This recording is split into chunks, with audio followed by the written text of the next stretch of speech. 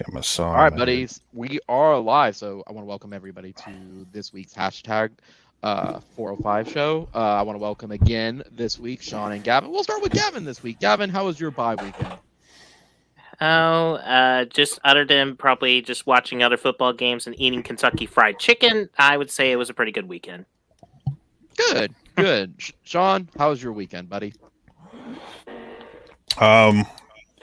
I'm just disappointed that Oklahoma did not get that quality loss they clearly need to be in the top 4.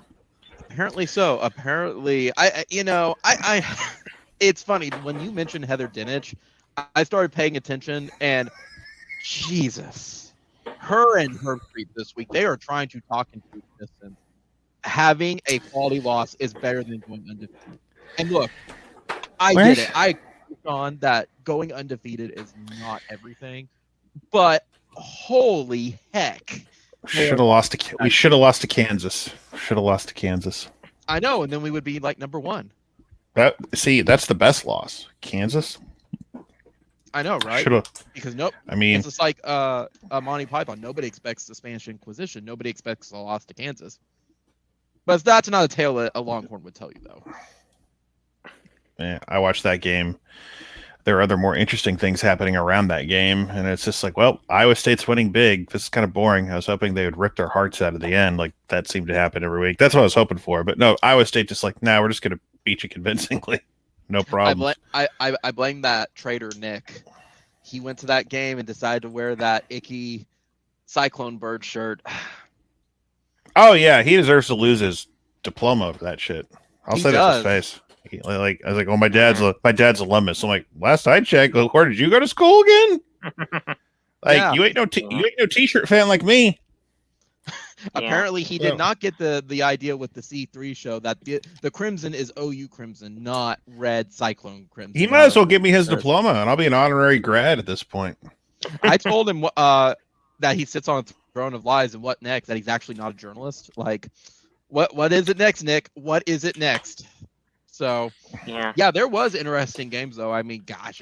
I mean, all seriousness, like I'm messing around when talking about it, but like, yeah, we're ribbing that man's acting like he's walking into like Tiger Stadium in like Baton Rouge or something. He's got to like blend in with everybody just in case. Yeah. That's not what that is. No, you better wear neutral or the home team colors, or else you could get in trouble. You might get attacked. What does Nick think this is? Texas Tech? Where they slash your tires? Oh no, I would beat the hell out of Texas Tech fans. I'm not scared of them. I know you could. I could not though. I would. Those little sawed off little pricks. I'd take care of them, no problem. See, LSU fans are Cajun, so you gotta watch out. They got they got that crazy stuff going on.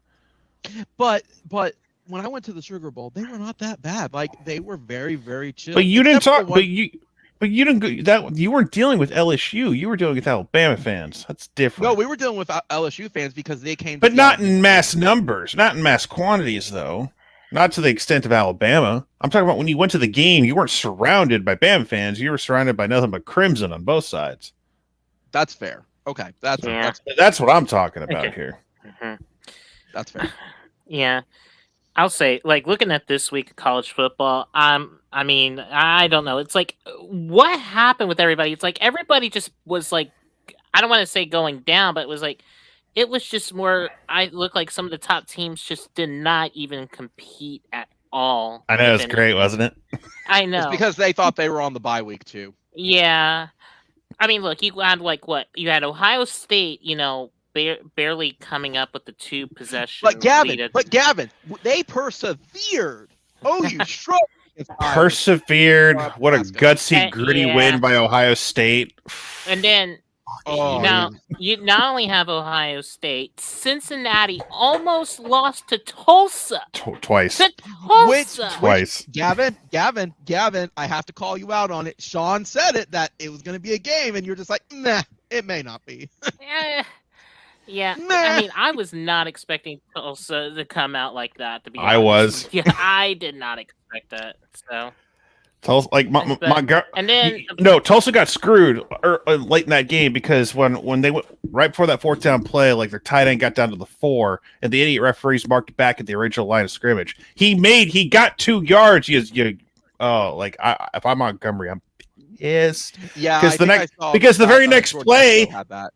because you move it back 2 yards, the next play they get like 4 yards. They may have scored on that next play. I'm not saying it's guaranteed, but oh my god, you cost some team 2 yards. Game of inches. Yeah, the spot was bad. Yeah. It wasn't a bad spot. They put it back to the original line. They acted like he didn't gain anything. He caught it. So that was just egregious and awful. But Cincinnati's, they're on borrowed time. I know SMU lost another game, which really hurts them even more.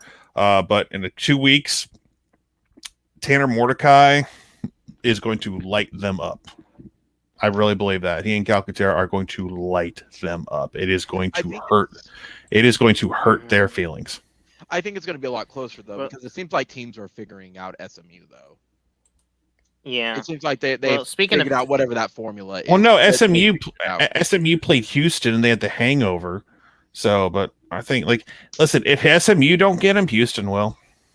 Yeah. And if they don't, it's like Cincinnati's out. They're just out right now. There is not a single game that is going to get them into this thing.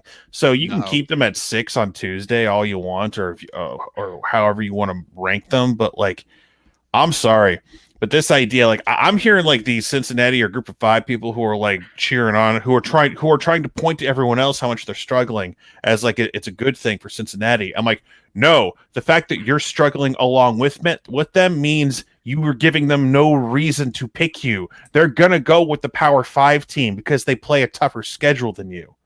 So this whole, everyone's struggling. We're struggling too. What about that? It's no, you should be destroying teams. You should be standing out and making it very easy and appetizing to pick you.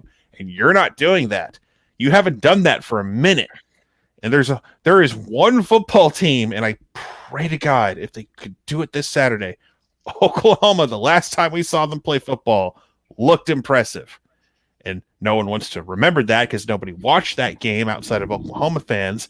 They can't even take the time to look at a box score to see, Oklahoma won a game convincingly the last time they played, because they want to circle the Kansas game because they're lazy. And you can tell the people who are lazy and don't watch every game, or at least look at highlights for every game. I mean, I've seen Jesse Palmer finally acknowledge it a little bit. It's I'm going to go with OU in my top 5 at number 3 because everyone else is sucking. Tom Luganbill, the ESPN recruiter guy, who I think is a fraud at his job too, at least to acknowledge that the Texas Tech game existed. And I'm not sitting here trying to tell you it was this monumental win that should skyrocket us into the number 1 spot or anything. I'm just telling you they looked like a respectable football team when they got healthy and got people back. But Sean, Gavin and I went to that game, so obviously it didn't count. No, it didn't happen. It happened in the time warp. Nothing happened on that day, right, Gavin? Nothing happened. Yeah. There are 2 Power 5 teams that are undefeated right now: Georgia and OU. Oh, I was going to say OU and Meep, but yeah, you're right, George. No, Power 5. I forgot about. You said Power 5. Yeah, that's the thing with breaking down with Cincinnati. I had this entire elaborate thing that I saw someone else already did. I'm like, oh well, delete. But I'm like, Cincinnati keeps on griping and bitching and complaining that they're not being chosen. I'm like, guys, you suck. The reason why you're not being chosen is, we play good out of conference opponents. I said, okay, fine. I'll give you Notre Dame. You have one. And I'll give you Illinois because they don't show up on your schedule. But guys, the playoff. No, they didn't play Illinois. They played Indiana, and Indiana sucks. Indiana's terrible. And Indiana's bad. And but they want the entire season now. They want you to play a gauntlet. Getting by with 2 wins is not going to hack it. And to me, Gavin and I were talking about this. It seems like Cincinnati is stuck until probably a year from now, 2 years. They're basically playing in 6A too.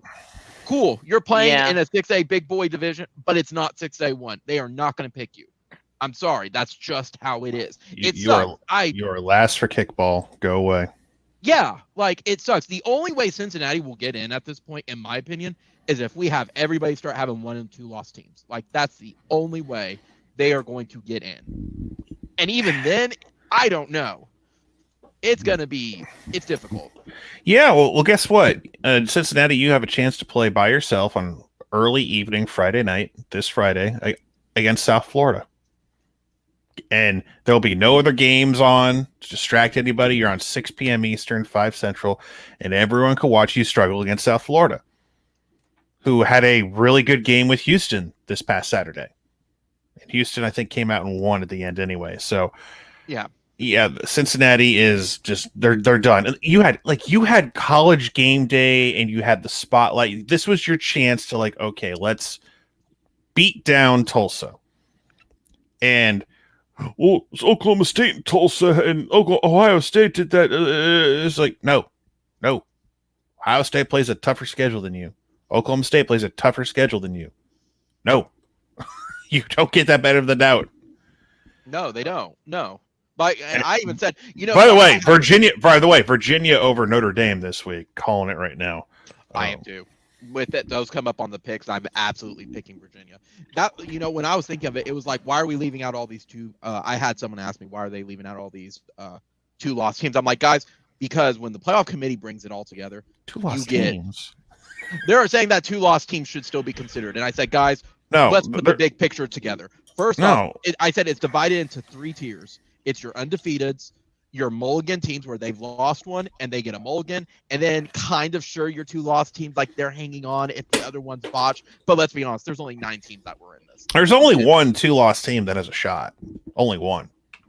Which one? The Aggies. They're the only ones who have a legit. Yeah. Now, and they need help. They need Bama to lose again so they can win the tiebreaker, win the West. But they also got to win out, and they also got to beat Georgia.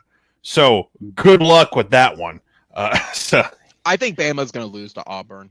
I think they are. Yeah, I mean, who knows? Because Auburn looked like crap this week. A&M got the big win. I don't know how anyone could First of all, you can put whoever you want at number 2, but I don't know how anyone could look at anyone with a straight face and say Alabama's the second best team in the country, because they're not. Not at all. Even with the stats I was breaking down, I'm like that. And what? Even with Wisconsin ranked as well, I don't see those two how they are ranked at all. I don't. Yeah, and here's the and I think this was something that I don't know how. I'll have to double check the box score, but I thought I saw they barely had any good, barely a good run game at all. 6 yards total. They ran the ball for 6 yards. That counts like sacks and stuff and negative yardage. Alabama ran the football plus 6 yards. Think about that. As bad as Oklahoma has been this year at times, we've never been that bad. No. Never. Mm-hmm. Oh, but LSU, I don't want to hear that shit. LSU is 4-5 now. They were 7 yards away from pulling the upset. Yep. 7 yards away. I don't want to hear that garbage. I don't want to hear Bryce Young for Heisman. I don't want to hear C.J. Stroud for Heisman. Yeah, he had 4 sacks. Kenneth Walker had a decent day and a losing effort, but guess what, folks? Well, Caleb's still plus 850.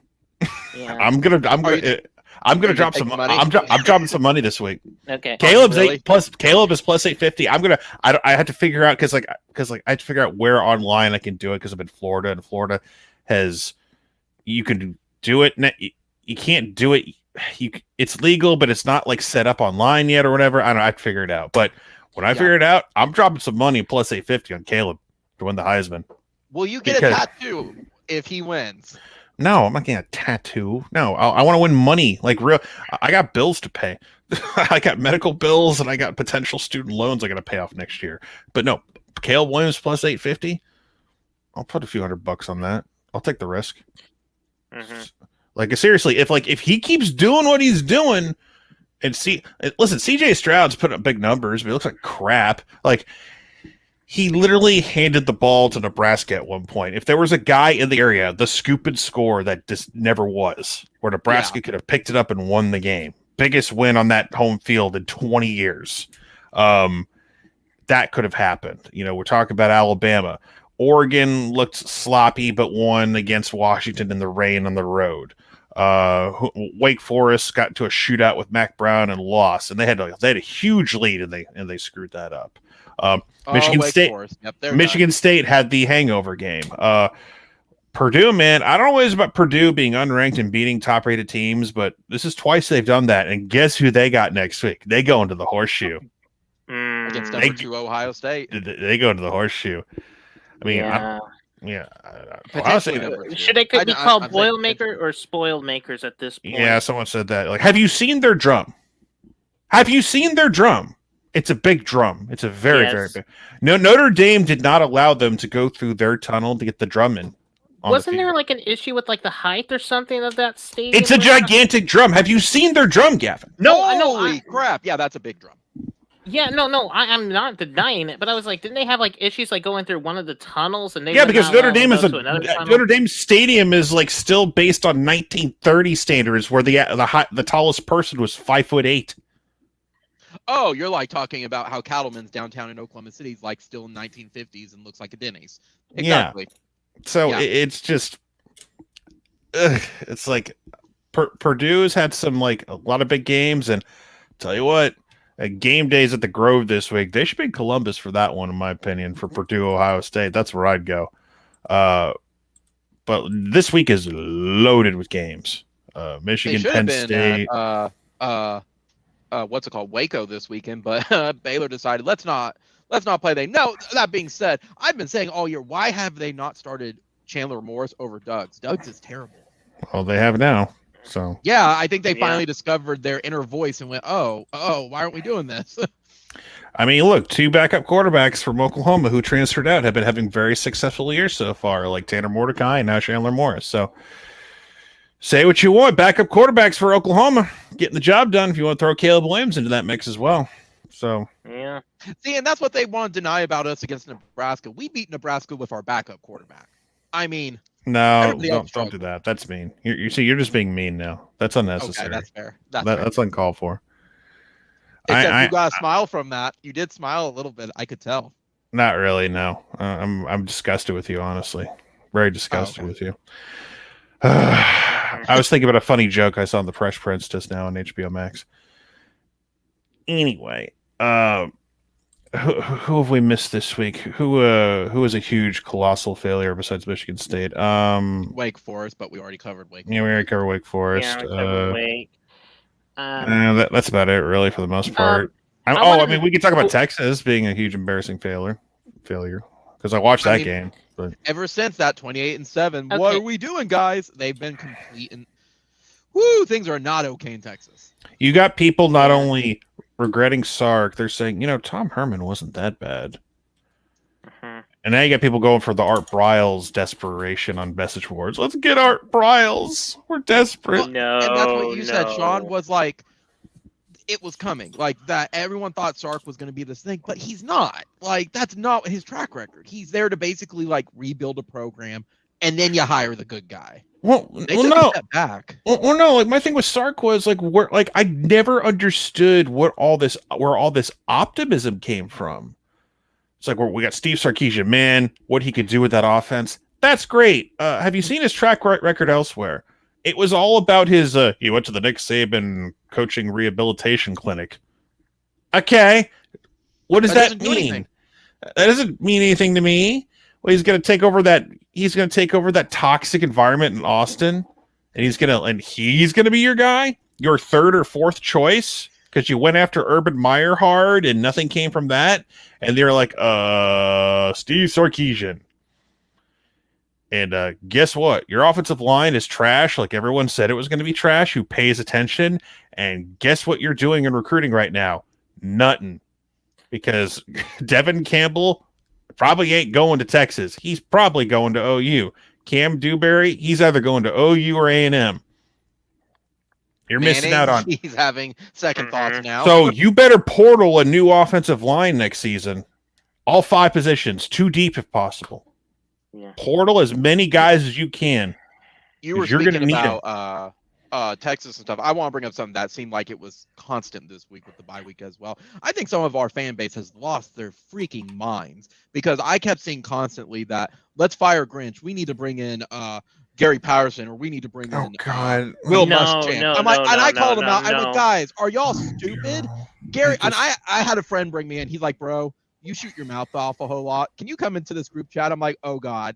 Okay, sure. He wants Gary Patterson. I went, you want to bring a 70-year-old person who's been a head coach for 20 years, who doesn't recruit and hates people, with all due respect, hates people, and you Gary- want him to be our defensive coordinator? No. Gary Patterson's not going to be a coordinator. He's not Bo Pelini. He's not. No, he's not. He's either going to retire or take a job somewhere as a head coach. Yeah, he's like Bob, but he will only take a head. Let's hire Bob Stoops as our D coordinator. No. That's how stupid it sounds. Just like them saying Muschamp. No. What started this garbage is because Alex Grinch is interviewing for the Texas Tech job. Yes, he and like 20 other people. He is not high on the list. And yes, coaches do that all the time. They interview to get experience for interviewing. Yeah, because I've learned, Sean, with that, a lot of people don't realize they do that just to get the experience. Yeah. Like a lot of people feel like when you're doing that, you go in for the job. No, you do that. If Alex Grinch was a serious candidate to take that job, we would have known like way before he even took the interview. Like it would have been like, hey guys, like this goes well, blah blah blah. This is a formality, blah blah blah. No, that's not what happened. He's back at work, getting ready for this week. Yeah, everyone's looking for something to panic about now, and it's like, did you see Nick Benito's tweet? And it's like, no, and I don't care because he deleted it. It's like, and like he made a comment and he deleted it. Like, whatever. Like, oh no, you mean a player and a coach may not get along? Okay, one's gonna be gone at some point by the end of the year or whatever. So I'm not concerned about that. Like this week is key for Oklahoma for obvious reasons, but I want to be happy this week. I want to be allowed to be happy for the next 5-6 days. Even if it's an 11 a.m. kickoff again. I'm actually glad it is, believe it or not. I'm happy. It's a road game. It's not a home game. It's a road game. Have we had a good track record with 11 a.m. kicks, though? We have this year. It doesn't matter. I mean, it doesn't matter because we have a good track record right now, knock on wood, with road games. We're on a 17-game winning streak last I checked. We've had a pretty good track record as of late. And then, of course, when was the last time we've actually lost in November? Before Lincoln. 14. Knock on wood. 14. Yeah. So. Yeah. I don't know. It's like I've been so because I think if I saw this right, I'm gonna make sure I got the stat right. 460 yards against that Bears secondary is, if I'm not mistaken. It's like if you have a dynamic quarterback, you can make things happen. Yeah. So this is where I'm at, and I am just seeing this right now to where we have like 3 weeks to where it's Baylor, Iowa State, and Oklahoma State at this point. I look at this, it's like if they can go through with Baylor and be able to do what they can do, that'll be fine. Iowa State is going to be tough, but I just see if it's from down the road perspective, it looks like it's going to be a 2-round bedlam game so far. That's what it's looking like. The Big 12 Wheel of Destiny landed on Oklahoma State this year. I mean, there's no guarantee it's going to be that because we still got a lot of football left. I know it appears that way.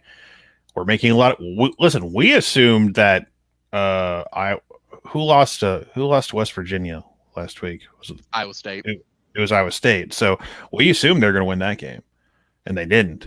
So Iowa State's been plummeting right now with their. I mean, they look back to normal last night. So yeah. Iowa State. Listen, Iowa State's still Iowa State. They still have Brock Purdy. Still have Breece Hall. They still have their tight ends. They still have Xavier Hutchinson. So that offense still good. Defense probably have a chance to light it up. So I'm not really concerned about like where they're ranked or what their record is. They're still. I would like it personally. I would like that team to not be a repeat. Everyone's like championing Oklahoma State's defense. And they've been exposed, in my opinion. I mean, look, they're rated like number 3 overall in the country right now, with like on CFB stats or whatever. So, they're not Georgia good, in my opinion. Like they're solid, I'll give them that, but you can score points on them. I ain't scared of the Pokes, because you know why? Because at the end of the day, offensively, Spencer Sanders is still your QB. You have a solid running back. You don't have your. Like the Pokes do not have all world guys like Chuba Hubbard or any great wide receivers, in my opinion. You mean great value for Spencer Sanders, great value Mason Rudolph. I mean, God, Who was I don't great. know who. Who I was don't know great who that value is. Landy Jones. I don't know who that insults more, but Spencer Sanders sucks. Yeah, he And- does. Which is funny because even my coworkers who are big Oklahoma State fans, they're like, he's not that good. He's Like, okay. I would be a little more concerned if they had Mason Rudolph Yeah, because he actually could actually sling it. Mhm. or Brandon Whedon or anybody worth a damn that's played quarterback at that school. Spencer The moment Sanders the sucks. Yeah, and the moment the line collapses with Sanders, he's toast. You know, he's And great. any pressure. You know, I got even worse. He's great value Stetson Bennett. Woo! Ooh, man, that's Georgia- that's a hot take. There. Some like there are Georgia fans who are worried as hell. Ooh. They are worried as hell because Kirby Smart is going to roll with Stetson Bennett with a healthy JT Daniels on the sideline. They're scared. Georgia looks like the best team in the country, despite who's playing quarterback. Running the football, their front seven is amazing. Their corners are a little suspect. The secondary you could pick apart if you could hold at bay that amazing front seven with Jordan Davis. Although Mr. Anderson probably not playing football ever again, if depending how things go. But you know, still they look really good against an undermanned, just a terrible Missouri team. And but for Georgia fans. So they're giving up on JT Daniels. JT Daniels is only coming in unless Stetson Bennett gets hurt at this point. Yeah. And I don't know what it is. It's like because he started the year in that Clemson game and he got, he had the oblique and everything. And it's just Kirby Smart is like weird with quarterbacks. Like if you're a 5-star quarterback and you go to Georgia, chances are you're going to transfer really quickly. Yeah. To be fair, that's like us. I mean, but it's because not like Georgia. Like you look at Georgia, they screwed up Justin Fields. They screwed up with Jacob Eason. They screwed up. I see. Okay, I see what you're saying. I was gonna say like we do that too. Brock Vandegrift, who is sitting on the bench doing nothing right now. Gunnar Stockton is a currently verbally committed 5-star quarterback, and then little sawed off like Stetson Bennett is your QB who played against Alabama in the COVID season last year and just got tore up. That was last year's Alabama team. So it's Georgia might get to the playoff undefeated when the SEC. That's great. But I've said it, like the way to beat Georgia, you got to make Stetson Bennett make mistakes. You got to make him nervous. Do you think he's better than JT is? No. That's what makes it insane. Just from a number standpoint, JT Daniels, every time he's played for Georgia, is like 300 yards. No problem. 300 yards passing. He makes plays. He's just a terrible practice player, and that he's just a great. That is like the whole point. They were waiting for him because he had the oblique injury, right? And like, no matter how you move, it got to the point where he couldn't do anything because of pain. Then it got to a point where he could throw a little bit, but he would still get some more pain. Now he's at the point where he can throw multiple times and not have lingering pain afterwards or right away. He's back, but Kirby Smart's afraid to ruin like the flow, right? Because they've been rolling with Stetson all season. That's great when you're playing, let's be honest, a week's SEC schedule. Like their defense is really, really good. It has carried them because they have played no dynamic QBs. Zero. Like the quarterback play in the SEC frankly sucks. Like if you want to go Bryce Young and Matt, like all the good quarterbacks of the West for the most part. You got Matt Corral, Bryce Young. Who am I missing here? Is anyone else? Like those are kind of your two guys. Yeah. But like you get like if you have to play Bama, Bryce Young, maybe you get to. I'm telling you, like the matchup. Like I kind of like as a college football fan. Forget my flag behind me. I would love to see Caleb Williams versus the Georgia defense. Would you be scared about our O-line, though, against their defense? Oh, absolutely. But the whole point of the matter is I want to see a dynamic QB go toe-to-toe with them because that would be the best quarterback they've played all year. Oh, you're a homer. Yeah, I am. But am I wrong? Tell me that. Prove me wrong. Where's my coffee cup? Prove me wrong. What about outside of Bryce Young, who else would it be? CJ Stroud? CJ Stroud's just a dude to me. He puts up a lot of numbers because Olave and guys like Garrett Wilson and he just hands the ball to Travion Henderson. He is loaded. He is surrounded by talent. Like CJ Stroud's just a dude. And when you think about it too, outside of Caleb, I can't think of really any good dual threats right now. Like that are actually consistent. You're right. I mean, Florida thought like Anthony Richardson was going to be that guy, but he's just kind of a dude too. And Florida is like everyone thinks Texas is having a rough year. I'm not saying we did it, but ever since the SEC title game loss to Bama, from us, like Florida has lost 8 out of their last 10 Power 5 games. We broke their spirit, just like we did Texas. Yeah, I would argue Bama did it, but the point of the matter is, it started there. Like we were the first. We were the first because Okay, I'll put it this way: we kicked the door in. Florida lost to South Carolina by like 30, and South Carolina is awful. Bad. Man, I'm so upset I missed out on my picks too. I thought Florida would have taken care of business. And then Dan Mullen's like, well, multiple players had the flu. Oh, honey, no. South Carolina is a whole different level of bad. Bless your heart. No. No. So you bring up, I want to bring this up. You brought up Florida. And I'm being serious. I'm not trying to bring this up because of the last week, but do you think that the entire stuff with Texas's special teams coach with Polo Sass and all that, do you think he may have lost the locker room this year at this point? Because it does seem like there's a lot of infighting now because of that. Well, no. Well, how do you get a team to get up for anything when you're not really playing for anything at this point? Like I expected the game last night in Ames to be like, okay, competitive. They lose at the end.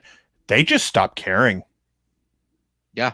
Like, I lost interest in the game, and I was paying more attention to Bama LSU because, oh my God, LSU has a chance to maybe win this game. Like, it was a close game. Like, Bama like had a close game with Tennessee, then pulled away in the fourth quarter. They just like destroyed them in the fourth. And that's what I was expecting to happen. It didn't happen though. Well, LSU is really good. Get ready for that. Delusional Bama fans going to tell, well, Paul, it's the SEC and this LSU's loaded with all that. No, they are not loaded with all that talent. All their best players are hurt. They are a garbage football team this year. And they have a lame duck head coach. They almost lost to a lame duck head coach who has nothing to lose. So you're going to hear that crap. But for Texas, I know it's year one, but this might be irreparable for Sark. I don't know, and you're about to play in the SEC in a year or two.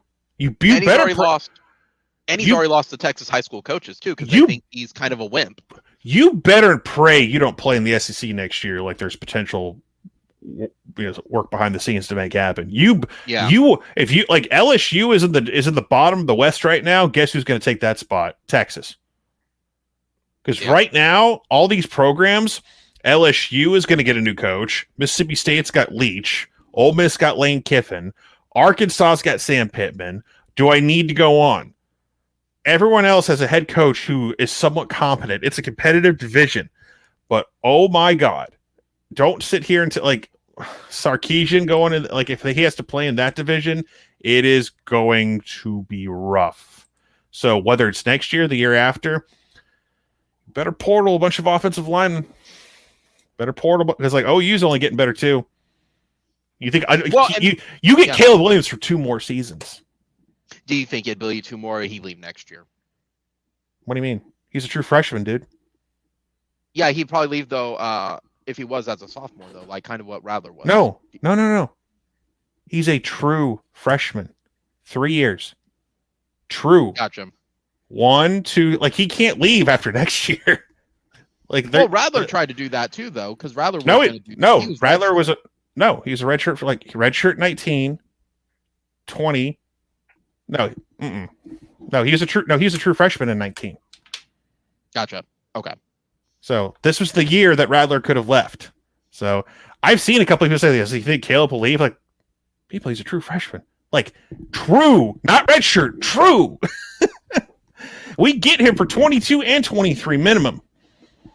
So we get him probably year one in the SEC as a experienced junior quarterback. Oh, so he's going to light up everybody like Johnny Manziel did in that year. And think how much better OU is going to be in 2 years from now. with some of the guys we have now and the guys we're getting for this class and potentially for some of the true freshmen we'll have for 23. So your video on your Twitter where we walk in with the paintball gun, that's literally about to happen. Yes, people think people think I'm joking. No, I really believe that can happen. Like when I said when I had the person that had the Alabama was like, "You're safe for now." That's what I meant. For now, you're safe for now because you're still winning. Yeah. You know, you're people still laugh winning, at me. and yeah, it's like 30 games away from Todd Bud Wilkinson.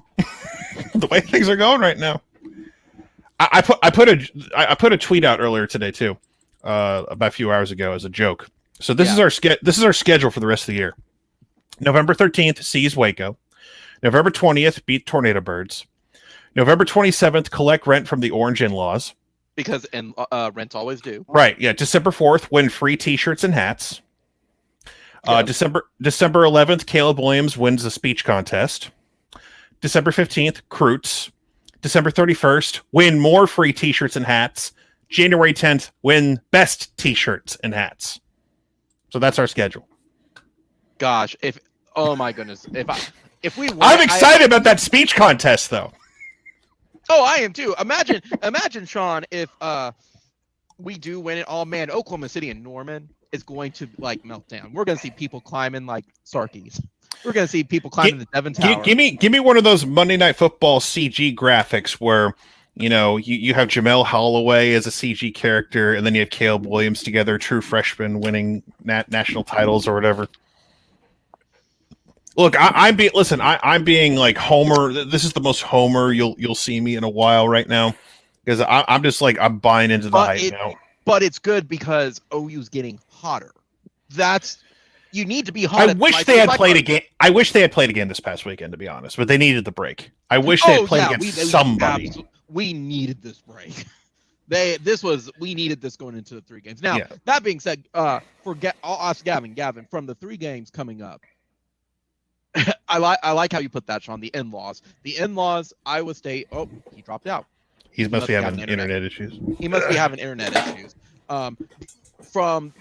Then I'll ask you, Sean, from the 3 coming up, which game really kind of worries you the most? Or actually like, all right, we need to look a little bit more on this tape. Mine's still Baylor. Baylor is still the one that I have some weird gut feelings about. Okay, so this has always kind of been my mentality for this 3-game stretch. Because like before, it's like, can we just get to this point? Can we I don't care how we get to this point. Can we get to this point and remain unscathed? And we've done that. And we went into the bye week looking a little better. I've always looked at this 3-game stretch as an opportunity. Oh yeah, because that's my mentality. I don't have a scared mentality. Yes, you're going to have those game day nerves like you always do right before kickoff. Everyone's got those game day nerves. But what I'm talking about is I would say like each game is going to be the same for me. Like, okay, can we walk in to Waco? Can we look impressive? Can Caleb Williams add to his someone send him a plane ticket to New York City? This is where it begins. He can look good here. Mm-hmm. He can look good and if they win that game, that final home game in Norman, you think Iowa State's got a prayer? Hell no, they don't. And then you go into Stillwater. And listen, if Oklahoma State's really fast, because you actually just reminded me, because it is the home game. I have to say this because it cracked me up, because Gavin was with me. I loved Kenny Mossman's tweet of guys, I just want to let you know, the fan crowd was the best crowd in the past 20 years. Unblock. Hey, Kenny Mossman, unblock me, you coward. Kenny, I love you, bud. I talked to you a whole lot. Kenny, no, that crowd was pretty flat. Tell Kenny to unblock me. Okay, I'll do that. He used to follow me, and I must have said something that irked him. But just tell him to unblock. He doesn't have to follow me, but just unblock me, you coward. I'll be honest. Even when I was there, it kind of didn't feel like how you said, Josh. It just didn't have that excited energy. It was more of a finally they're doing something. Yeah. Yeah. Kenny was this is the best crowd we've had forever. Kenny, no. Maybe it's because everyone's happy that we're finally taking care of business, but no. Yeah, Kenny. It kind of feels more like, if anything, like more of a business trip. If anything, that's just kind of what I felt. Yeah. For that's kind of what I was looking at. From the vibes that I got. Exactly. Anyway, sorry, But- Sean. Yeah. That reminded No, me, and I was just like, Kenny cracks me up on that. No, Kenny, it wasn't. No, but I was saying, like, but for Oklahoma State, it's like, look, if they have one loss, that's going to be like the big, like, I don't know who gets that. I assume maybe Fowler, Herbstreit could get that game in prime time potentially, and that will be a big, and like, again, that'll be a huge game. It'll be important. It'll be a top 10 matchup. It might be. There'll be a bunch of huge games that weekend. Like the Iron Bowl will be that weekend, but they're going to play hard too. So that'll be a tough game. And you know what? That's okay. If we have a tough game on the road where both teams want to win, that and we can find a way to win one way or another, that just does us more favors. Yeah. So even if we have to play, even when both teams know we're going to play the next week, still. Well, because Polk's got to win both. Polk's got to win both. Yeah, they do. Well, with Oklahoma State though, they actually have the tiebreaker though against Baylor right now, and that's who still kind of is in the second place right now. Yeah, I think Iowa State has Iowa State would have to win out. They would to get to the big. It's just there's all these scenarios, and it's just I keep saying I'm going to do the flow chart or whatever. I'm sure someone else is going to figure that out at some point. But again, we have 3 weeks to go, and the only certainty, I think OU needs. They need to win at Waco, and depending on what else happens the rest of the weekend, they might clinch a spot. Yeah. But to for sure have a spot, they need to win Waco and win in Norman against Iowa State. But if they win in Waco, and I think if a few other games go differently, they would clinch a spot. Yeah. So if Oklahoma State lost, and if Iowa State lost, I don't even know. I think they have some. Who are they playing? I have to look up real quick. That's actually. Let me look it up real quick. I know Texas Tech has to go through. Iowa State's at Tech, and TCU's at Oklahoma. That's an underrated. TCU at Oklahoma State's an underrated game. Yeah, I just saw that, and oh my god, it's underrated too. The following week, Oklahoma State at Texas Tech. They have struggled at Texas Tech for a while now. I mean, God, I expect them to win it, but TCU, that's a sneaky game for Oklahoma State. Well, at least they get to host it. Listen, that's no easy. Listen, we got lucky. Man, if Chandler Morris, the way he played this past week with Johnson at wide receiver, and if they get Evans back, I gotta watch that game. Good game. It comes on. It's at 8 o'clock Eastern. You know what was funny? I was thinking to myself, there isn't a good prime time game this week. And then I'm like, wait a minute. TCU at the Pokes. Yeah. That's TCU is they got a losing record though, right? I'm pretty sure they do. They're 4-5. Yeah. They got some playmakers on that 4 and 5 team, I'll tell you what. Yeah. I wonder if K-State will be ranked this week. I think if they play, I wonder. They play West Virginia, and they have, in my honest opinion, and Gavin, maybe I want you to back this up with me. I think K-State can beat Baylor. Well, they got West Virginia this week, and they host Baylor. Here's the thing: K-State is our quality win right now. Believe it or not, they're a bowl team now. They're technically a bowl team, so that'll help OU on Tuesday. But not that it meant it's basically K-State, Tech. Yeah. K-State and Tech are our two best quality wins, which is really weird. Right now, potentially looking at K-State's schedule, they could win out because they have West Virginia and Baylor at home, and then they have Texas. They could be a 9-3 team. I would pick K-State beat Texas at this point. I pick every team. I pick Kansas to beat Texas at risk. If K-State goes, if K-State goes 8-4, they'll be in the top 25. Yeah, they would. They'd be in the top 25. Yeah. So OU would potentially have K-State, Pokes, Baylor, maybe Iowa State, depending. So 3 or 4 quality wins under their belt. Not that it would matter if they go undefeated, but it's everyone's getting nitpicked now, and like what I loved about this weekend is that all the college football media people were panicking because they didn't know what to do. They were in meltdown. It's like, I don't know how to vote. Like, everyone's struggling, and it's just like, and I'm like, if everyone in the top 10 sucks, it's like, according to you guys, then maybe that 0 in the loss column does mean something. And then you got guys like Joel, and John, a quality loss though. No, like Joel Klatt apparently had to come to Jesus about, you know what? Maybe at the end of the day, like winning all your games should matter, and he put OU at number 2. According to his like top 5 or top 6 or whatever. So Joe Klatt has us at 2. Not that I care that much, but I just find it entertaining that on Wednesday when he does his little weekly segment on Colin Cowherd's like show, like he's gonna like, I have Oklahoma 2 because you know what? At some point you gotta reward teams for winning because that's what he's gonna say. Well, but like the Michigan State loss because. Well, it really fast. The funny thing you say on that is, Dad was curious on that. I'm like, Dad, undefeated is not everything. However, it's part of the criteria because for OU, you got to play the gauntlet. It's not everything because it's not everything because that's meant for like the group of 5 schools where we're undefeated. Okay, who like you play in the Sun Belt? Shut up. Correct. Now that's what that means. Like, but now the flip side of that, in the SEC, I'm paying attention. Like Wake Forest, regardless of how you felt about them, if they ran the table, they get in the playoff. Like everyone says, but no, you run the table and like the back end of their schedule. If they had beat North Carolina, beaten NC State, beaten Clemson, beaten Boston College, beat Pitt in an ACC title game.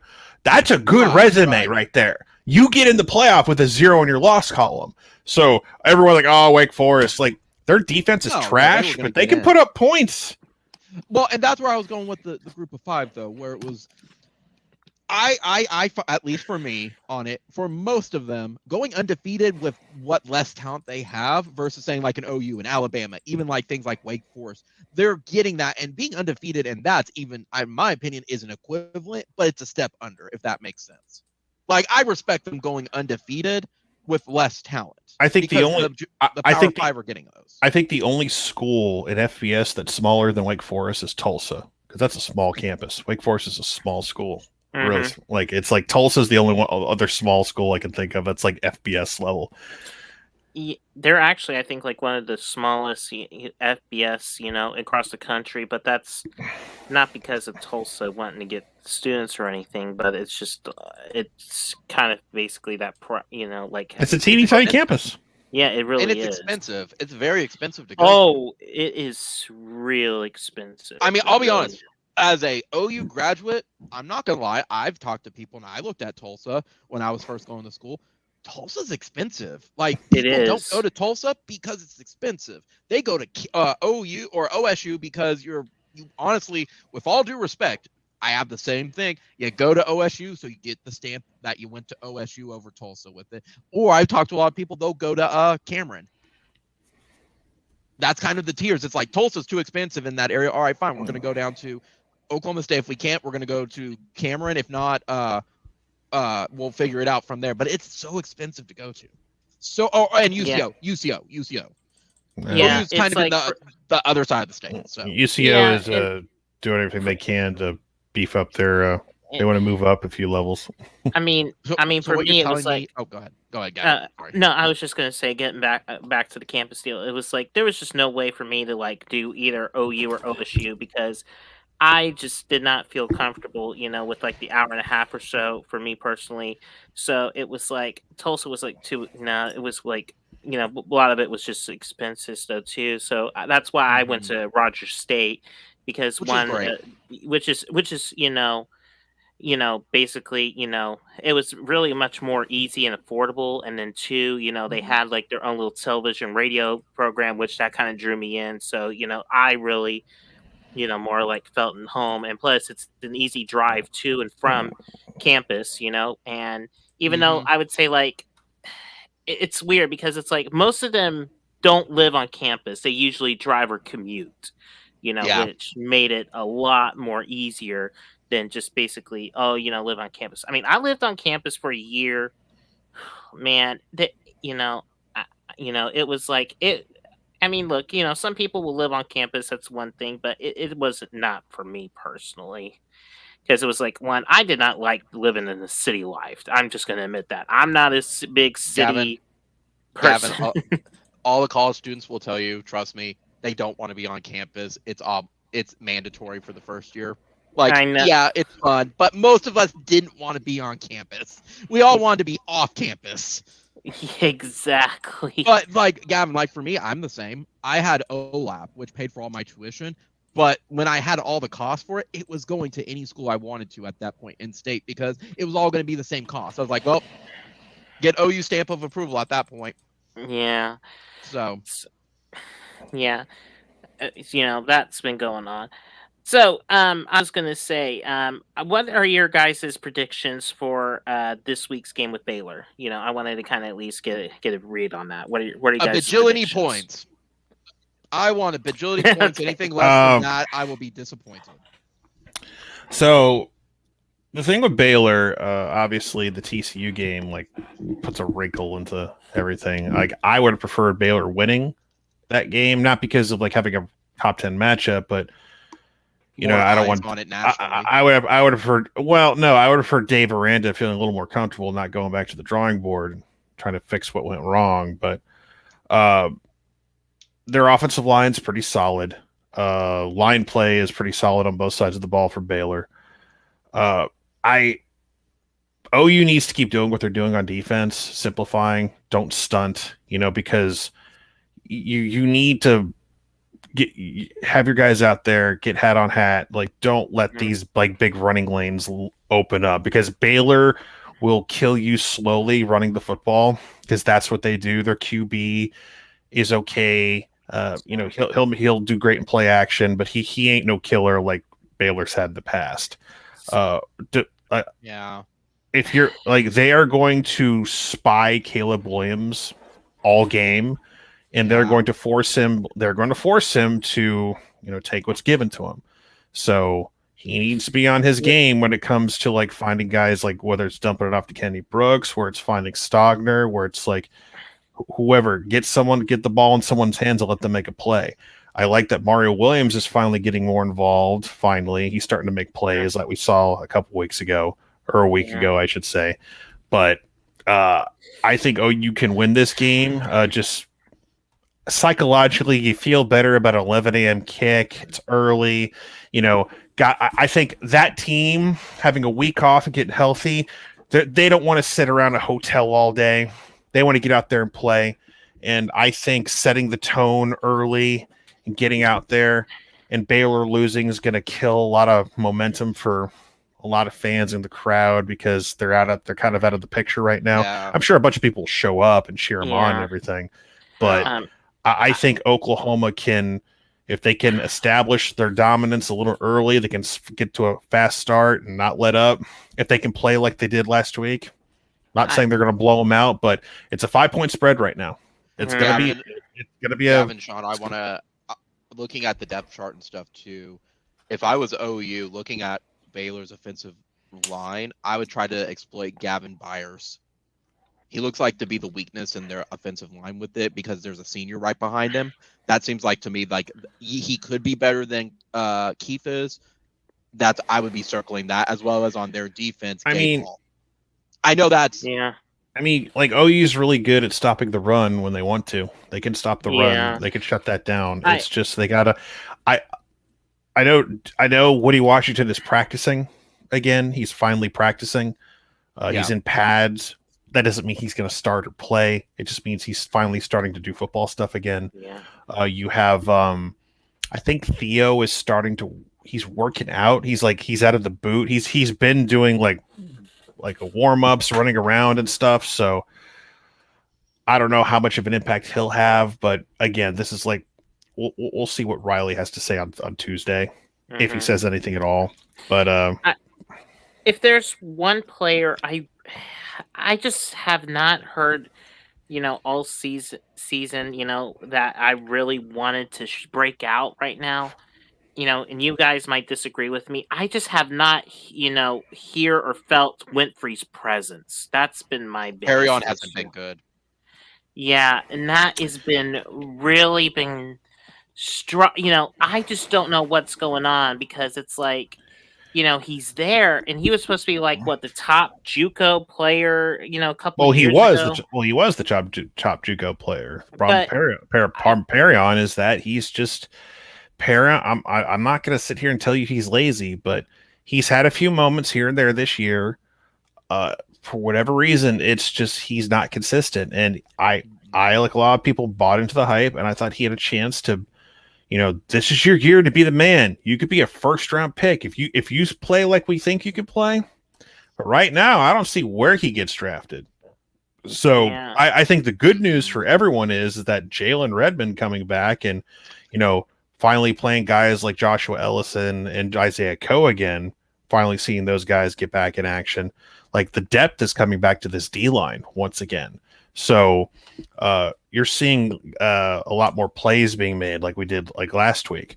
So with that being said, is Perion finally going to get some more one-on-ones potentially? That'd be great because he flashed at the end of last season. He really started making plays. So that's what you hope to see from Perion Winfrey, in my opinion. It's just disappointing that he hasn't been like that.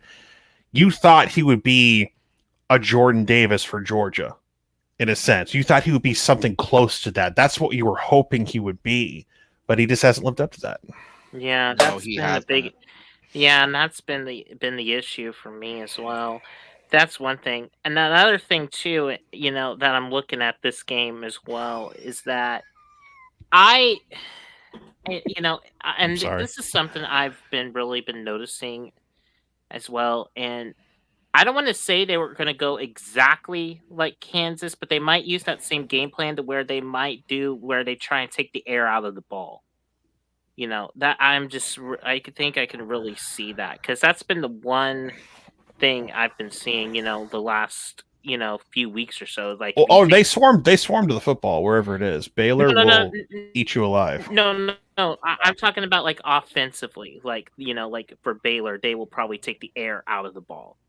They're taking a knife and just like,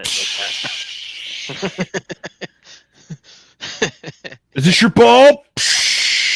You don't get to play no more. Throw it over. They got like 40 more of them over there. We good? Okay. Yeah. But don't worry, we have more knives. Yeah, so I just think if anything, using that time of possession, I think is going to be another key to keep an eye on as well. That's something I want to look at as well. Because that's something I've been noticing for quite a while. I wonder if OU wins the toss, they take the football. I think they might. I'm liking them in the second half. You kind of want to set the tone at this point. Yeah. Well, they'll sit on it otherwise. Yeah, like everyone's like, we're going to force you to get 8 possessions only. It's like, okay. So there's a problem with that because if you go first half, you're going to let them set the tone. But all of our comebacks have resulted because we've gotten the ball in the second half. I guess, but like, are you that team from 6 weeks ago who's barely holding on and winning football games, or are you a lot closer to the Oklahoma everyone thought you'd be? I'm going to say a little bit of both. I think they're going to come out a little bit flat from the bye week. That's me. Ooh, man, they better. No, there's too many guys back healthy. I can't like if this was the team that's waiting on guys to come back, like there's too much to play for. This is where Oklahoma under Riley plays their best football. I can't see them coming out flat. They've had 2 weeks to get ready. There are no more we're playing Kansas. We're playing like there are no more of those games. Every game from here on out is a big game. I don't care if you have a number next to your name or not. Like every game from here on out is a game that's been important. Everyone's been looking forward to, whether it's Baylor, Iowa State, Pokes, Big 12 championship. Every game's a big game. There's motivation. If this team can't come out motivated for this game, something's really wrong. Especially after everything they've been through. They come out flat on the road. And plus when they're saying, you're undefeated, but we're going to put you at number 8. And guess what? They're probably going to stay at number 8 this Tuesday. They might be 7. maybe, six. but I think it's either going to be I six ain't going or seven. 6. No, they're not going 6. Not a chance. Because you know what the excuse is? Everybody played bad, so we're just going to keep it mostly the same. We'll move Michigan State down, but like everyone else is going to stay the same. Why would they move them? That's fair. Oh, everyone's stuck. Alabama. We're not going to move Alabama. We're not going to move Ohio State or Oregon. You have to move Michigan State though.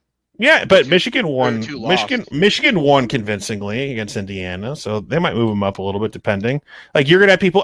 Can you have Michigan over Michigan State? Maybe you can. Maybe you can't. I don't know. We'll find out. But I don't think Oklahoma's. If they move up, it's one spot. But if you can't get motivated, like listen, we don't pay attention to that. They pay attention. Anyone tells you that players or coaches don't pay attention to the rankings are all full of shit, especially like Riley. I didn't even know. I didn't even know the ranking show was tonight, guys. Like, I bet you he'll know the ranking show is on. I mean, hell, Bob cared about it with the BCS because he noted how many. Of course, Bob cared. That number. Like everybody knows that. They say that, but they know. I promise you, Bob paid attention like the night they played Tech in 08. There was a reason. All right, boys. We need to go out there and get an ass whooping. You need to go score 63 points. I don't think Bob would say. Nah, he would. But Bob's not the big motivational speaker. Here's my question. An intriguing name to add to TCU's coaching search list. Alex TCU. No, Iowa State's Matt Campbell. Matt ain't going there. Dallas Fort Worth. Dallas Fort Worth recruiting. No, he won't go there. Dallas Fort Worth. To talk about Baylor really fast. Does Dylan Doyle worry about y'all? He's the leading tackle for Baylor right now. He's had 31 tackles this year, and as well as there isn't an individual player that really scares me. Like, well, that's there are individual players in Iowa State I'm worried about, like Xavier Hutchinson and Breece Hall. Like those guys worry me. But like, there's not because Abram Smith is the third rusher in the Big 12. I would say he's a pretty big one. Yeah, but like Bijan Robinson was like a big threat, and they were able to shut him down in the second half. So I'm not worried about guys running the football in Oklahoma per se, especially when they're healthy right now. Like I'm more concerned about guys more like Breece Hall, who can run the ball and also get in space and make plays. Those are the guys I worry about. Like Thornton for Baylor. It's like again, Baylor offensively, they lull you to sleep. It's death by 1,000 cuts. They want to control the game and they want to set you up for play action. That's what they do, and they play really good defense. They beat Iowa State because Iowa State shot themselves in the foot. There was like special teams gaffes and mistakes, and just even it came down to the very bitter end of that game, and Iowa State had a chance, but unfortunately they lost. So it's just again, Oklahoma needs to set the tone however that game starts. They need to get a 3-and-out, or they need to go down and score a touchdown. This is the game to do it. Like, you get off to a fast start. Like, this is the game where you go, everyone else is sucking. Oklahoma football, back to playing Oklahoma football. Mm-hmm. And because if they weren't paying attention for Texas Tech, apparently, because that doesn't matter, but they'll pay attention to this one. Someone else might, they lost to TCS. Like, fine, whatever. Make them pay attention. Force them to pay attention. So you would say, there's a couple players that have excelled at their position, but there's none that are particularly there's except maybe in the secondary. Maybe. No, like the guys I pay attention to are their secondary, like Jalen. Is it Petre or whatever? How do you pronounce it? Something like that. Raleigh Texada is another guy. I think Siaki Ika is another one. I mean, Dylan Doyle's okay. Bernard's okay. But it's like, as a unit, they're really good. Like, those are the guys that as a combined unit, they're great. The entire defense. But that's what I was talking about. I mean, they're really aggressive. They swarm to the football. They're solid. It's very solid talent all around. Is there one superstar player, my God, we got to watch out for? No.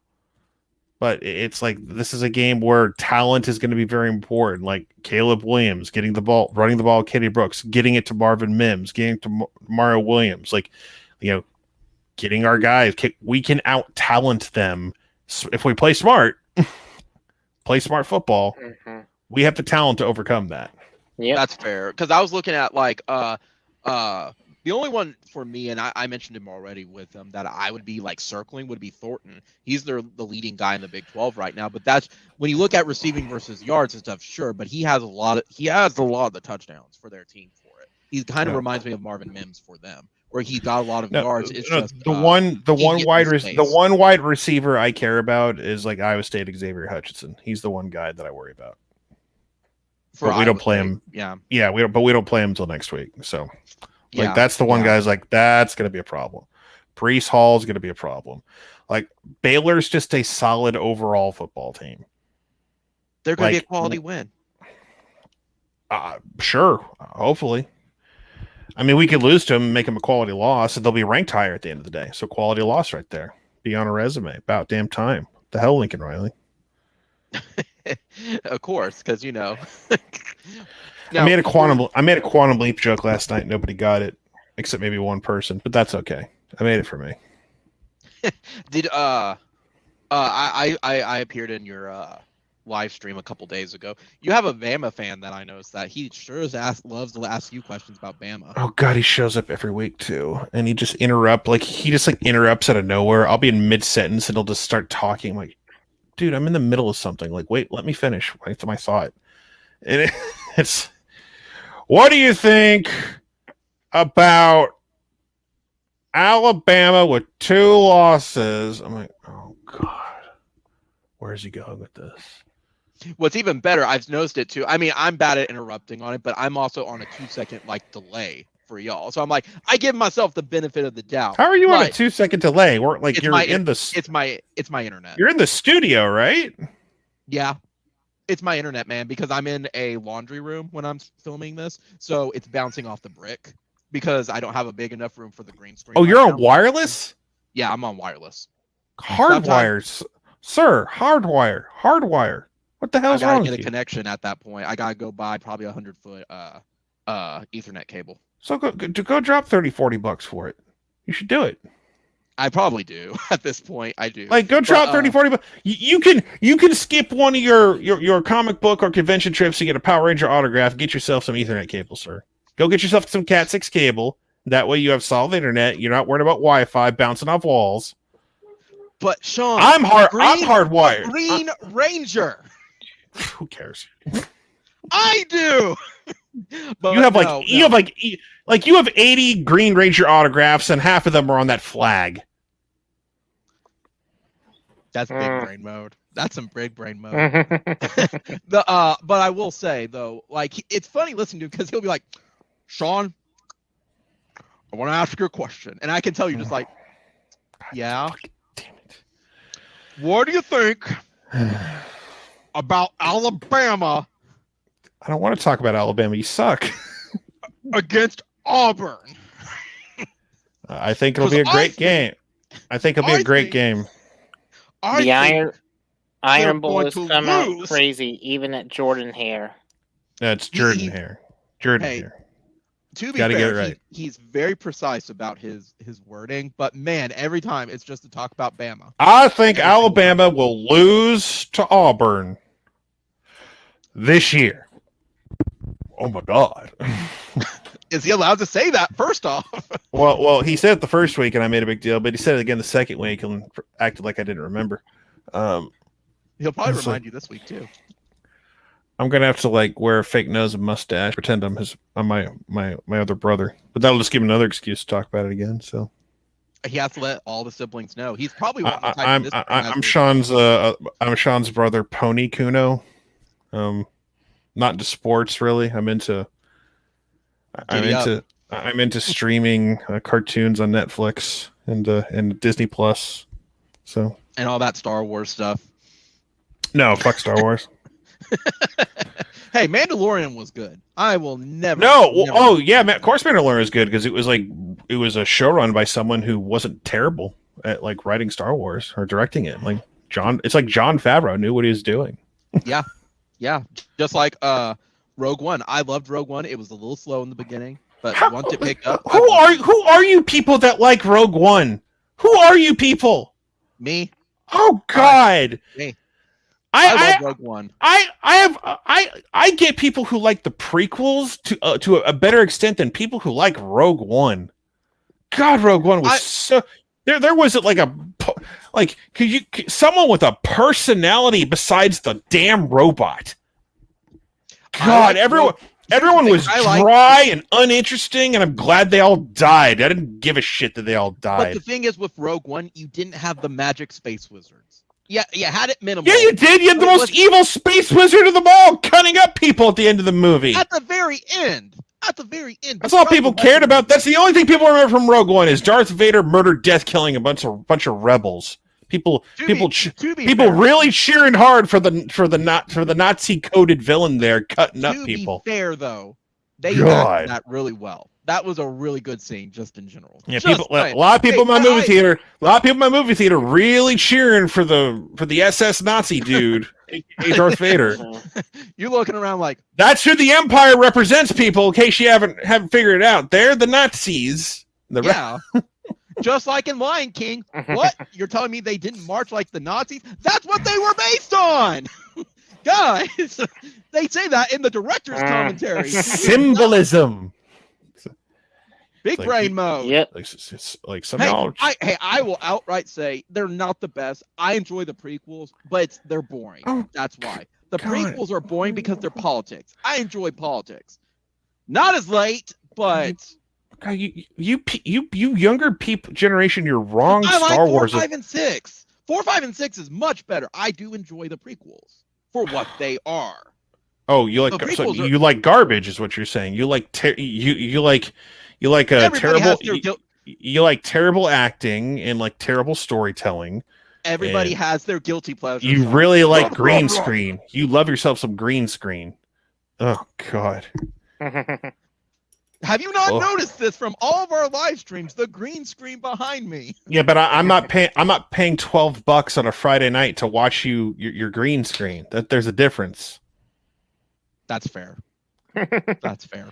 You got me there. I you and your wrong Star Wars opinions. But I like 4, 5, and 6 better, though. I will outright say that. Like, I love 4, 5, and 6. Yeah, because there is no franchise without 4, 5, and 6, aka the original films. Yeah. Although Return of the Jedi could have been better, but at this point, it's Shakespeare compared to everything else Star Wars has come out as of late. But Anakin, you're breaking my heart. Oh God. I'm sorry, my dude. That was cringy. Or you got Smoker's Lung Grievous. God, don't make me quit. Don't make me. Can we not talk about this crap anymore? It's terrible. Sure. Okay, I wanted to talk to you about this though. Josh, I don't know, and how much have you kept up with the Lawton Mac football lately? I want to ask you that. I know they lost on Friday, and that the playoffs are already set at this point. Yeah, there's no change. And here's the thing: I actually saw the end of that game. They had 2 chances to win it, and they blew it twice. Well, when you have a team that's full of offense, I mean. No, I mean, I'm not kidding you. Like, they tried to go for a game-winning field goal. The kicker missed it. However, Ardmore basically got a running into the kicker call, and I'm not kidding you. The Ardmore coaches were livid. Like, he was like so livid where it was like I've never really seen anything like that before.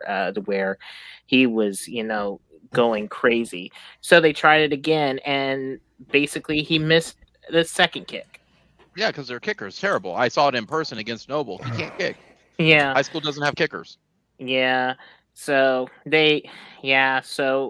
basically it created a 3-way tie, but Lawton Mac still gets like the number 1 seed, from the looks of it. But I will say this, high school football is getting ready to start off, and it is going to be very interesting of how this is going on. 6A1. I'm sorry. I don't know. I don't know if you have. I think I got the screen share. If you I sent to you. I can't bring up the screen share, man. They'll flag it. Oh man, they were gonna flag it, even if it's that. Oh man. Because it's Okay, not mine. so If you manually put it in like a table, sure, I've gotten flagged though every single time it's someone else's, and I have fought on that and saying we're only showing it for 10 seconds. Nope, they will not accept it. So nope, can't bring it up, bud. So, but you can still discuss it though. I'm more than happy to. But who's in 6A1? Who's the favorite? Yeah. Hang on. I'm gonna have to try this again. I've actually been getting some issues on my end. Ooh, that sounds like issues. Hello? Ooh. Yeah, we're still here. We're still here. Okay. Could be Yeah, internet, okay. buddy. It sounds like. Yeah, I'm sorry. I've been having some weird issues to where sometimes it's I can probably hear you guys, for quite a while, and then all of a sudden it's gonna sound very it gets very choppy on my end where I'm hearing you guys. So, if I might forgive me on that. But what I was saying is that right now 6A1 it's basically still Jinx at this moment though too. 6A2 is going to be basically Bixby at this point. 5A I think is going to be very interesting because Carl Albert is probably going to be dethroned this year finally. Because right now Carl Albert is not looking that solid. I mean, I've actually been hearing rumblings from where I'm at that it is actually going to belong to the 918 this year. The 5A is going to belong to the 918, and that hasn't really happened in nearly a decade or so. Which, that's going to be something. Yeah, that hasn't happened in 2012. Yeah, I brought it up, and I'm looking at the standings now. I could see it, but I mean, who's in the Tulsa area code outside of Tahlequah and Colleyville, and probably Bishop McGuinness? No, McGuinness is 405. They're 405. Yeah, it's an Oklahoma There's a lot of competition for that, and they're one of the lower seeds. So yeah, Bishop McGuinness is, I think, going to be the toughest matchup for Collinsville. If anything, if they win out, or basically Ardmore. I mean, right now, Carl Albert, they won their district, but they had to do a couple trick plays against Guthrie, in order to get that district, district title. I mean, after losing to the two Midwest city schools, they're kind of been somewhat out. I will say, if there was probably going to be a good second round matchup, I would probably keep an eye on, how I was just saying, Collinsville and Ardmore and Bishop McGuinness. That's going to be a really good one. Coweta, I think, might have a good chance of beating Carl Albert because their quarterback has been really good over at Coweta. And it would be a very interesting matchup right there. That I think would definitely be something to watch. But McAllister and Collinsville right now are pretty much both are the heavy favorites to win it all this year. That's pretty much kind of been the consensus from where I've been getting at over the 918 right now. If anything, it's pretty much it's going to be either McAllister or Collinsville. That's kind of where I'm getting at. I don't know because if you go, I would say that's not what I've heard. Well, what are you hearing? I'm hearing it's Lawton Mack. They said you gotta get past their quarterback and the running back. They said that Lawton Mack has no defense at all, but they haven't leaned on their defense. It's been their offense the entire time. I'm gonna bring this up to you. Collinsville has given up I'm not kidding you. Their first week they've given up 20 points against their rival down the road, but other than that, their defense has been pretty stout to where they've probably only given up maybe 60 points total all season on defense. Yeah. So, I mean, I mean, Collinsville has more of what I would consider more of a complete team, along with McAllister. The problem that I have with MacArthur, it's just like how you said, the defense. If anything, that's kind of been my biggest issue on that end. And of course, Carl Albert, they've been kind of been more sputtering, but they've kind of just been beaten up on teams that they should beat. Yeah. So, that's kind of where I'm at. So that's kind of from all the stuff I've been hearing right now. Yeah, but the thing is, when you look at that bracket, let's see, Coweta and Colleyville will knock each other out before the state championship, and then McAllister has to still play Lawton Mac in one of those, and then Guthrie they gotta beat Noble. I don't think they're gonna beat Noble. So, Sean, speaking of high school, Sean, is there any recruits right now in Oklahoma now that we're aiming for? Any Oklahoma kids right now? We want all the recruits.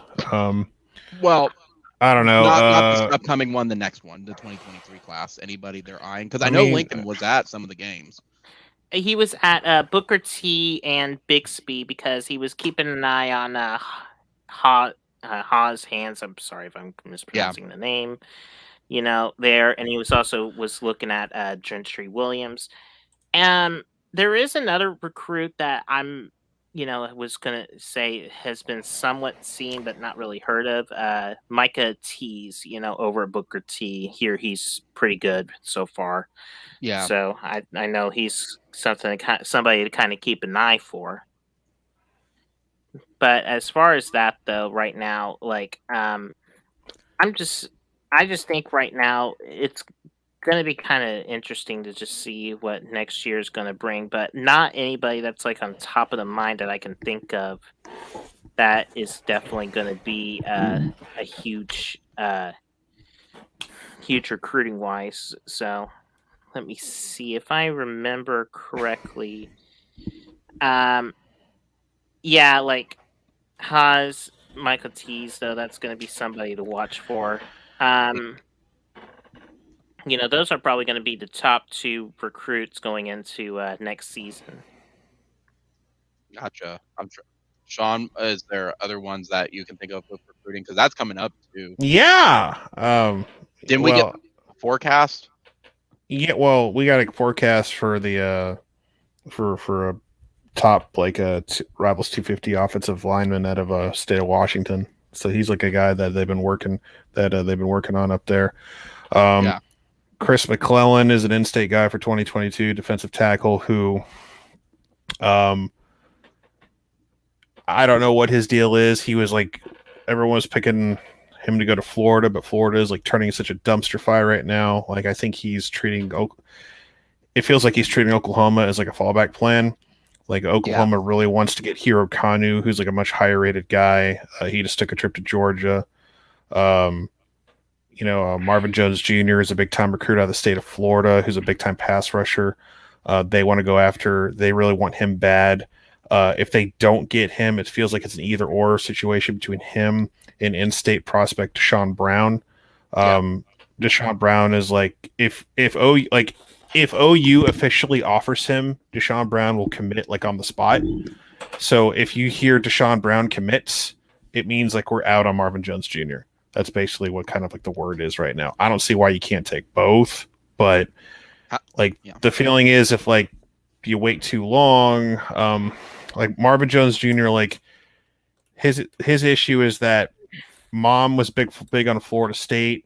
He kind of wanted to go to Miami, but his issue right now is that all the Florida schools are terrible. And you want to get noticed. Yeah. And I have a buddy that I work with at work who's big Florida State, and he said the same thing. He brought up, I guess he was talking about Marvin Jones. He said there was a big recruit down there, but he's I don't think he's going to go to any school in Florida because he's not going to get noticed by NFL.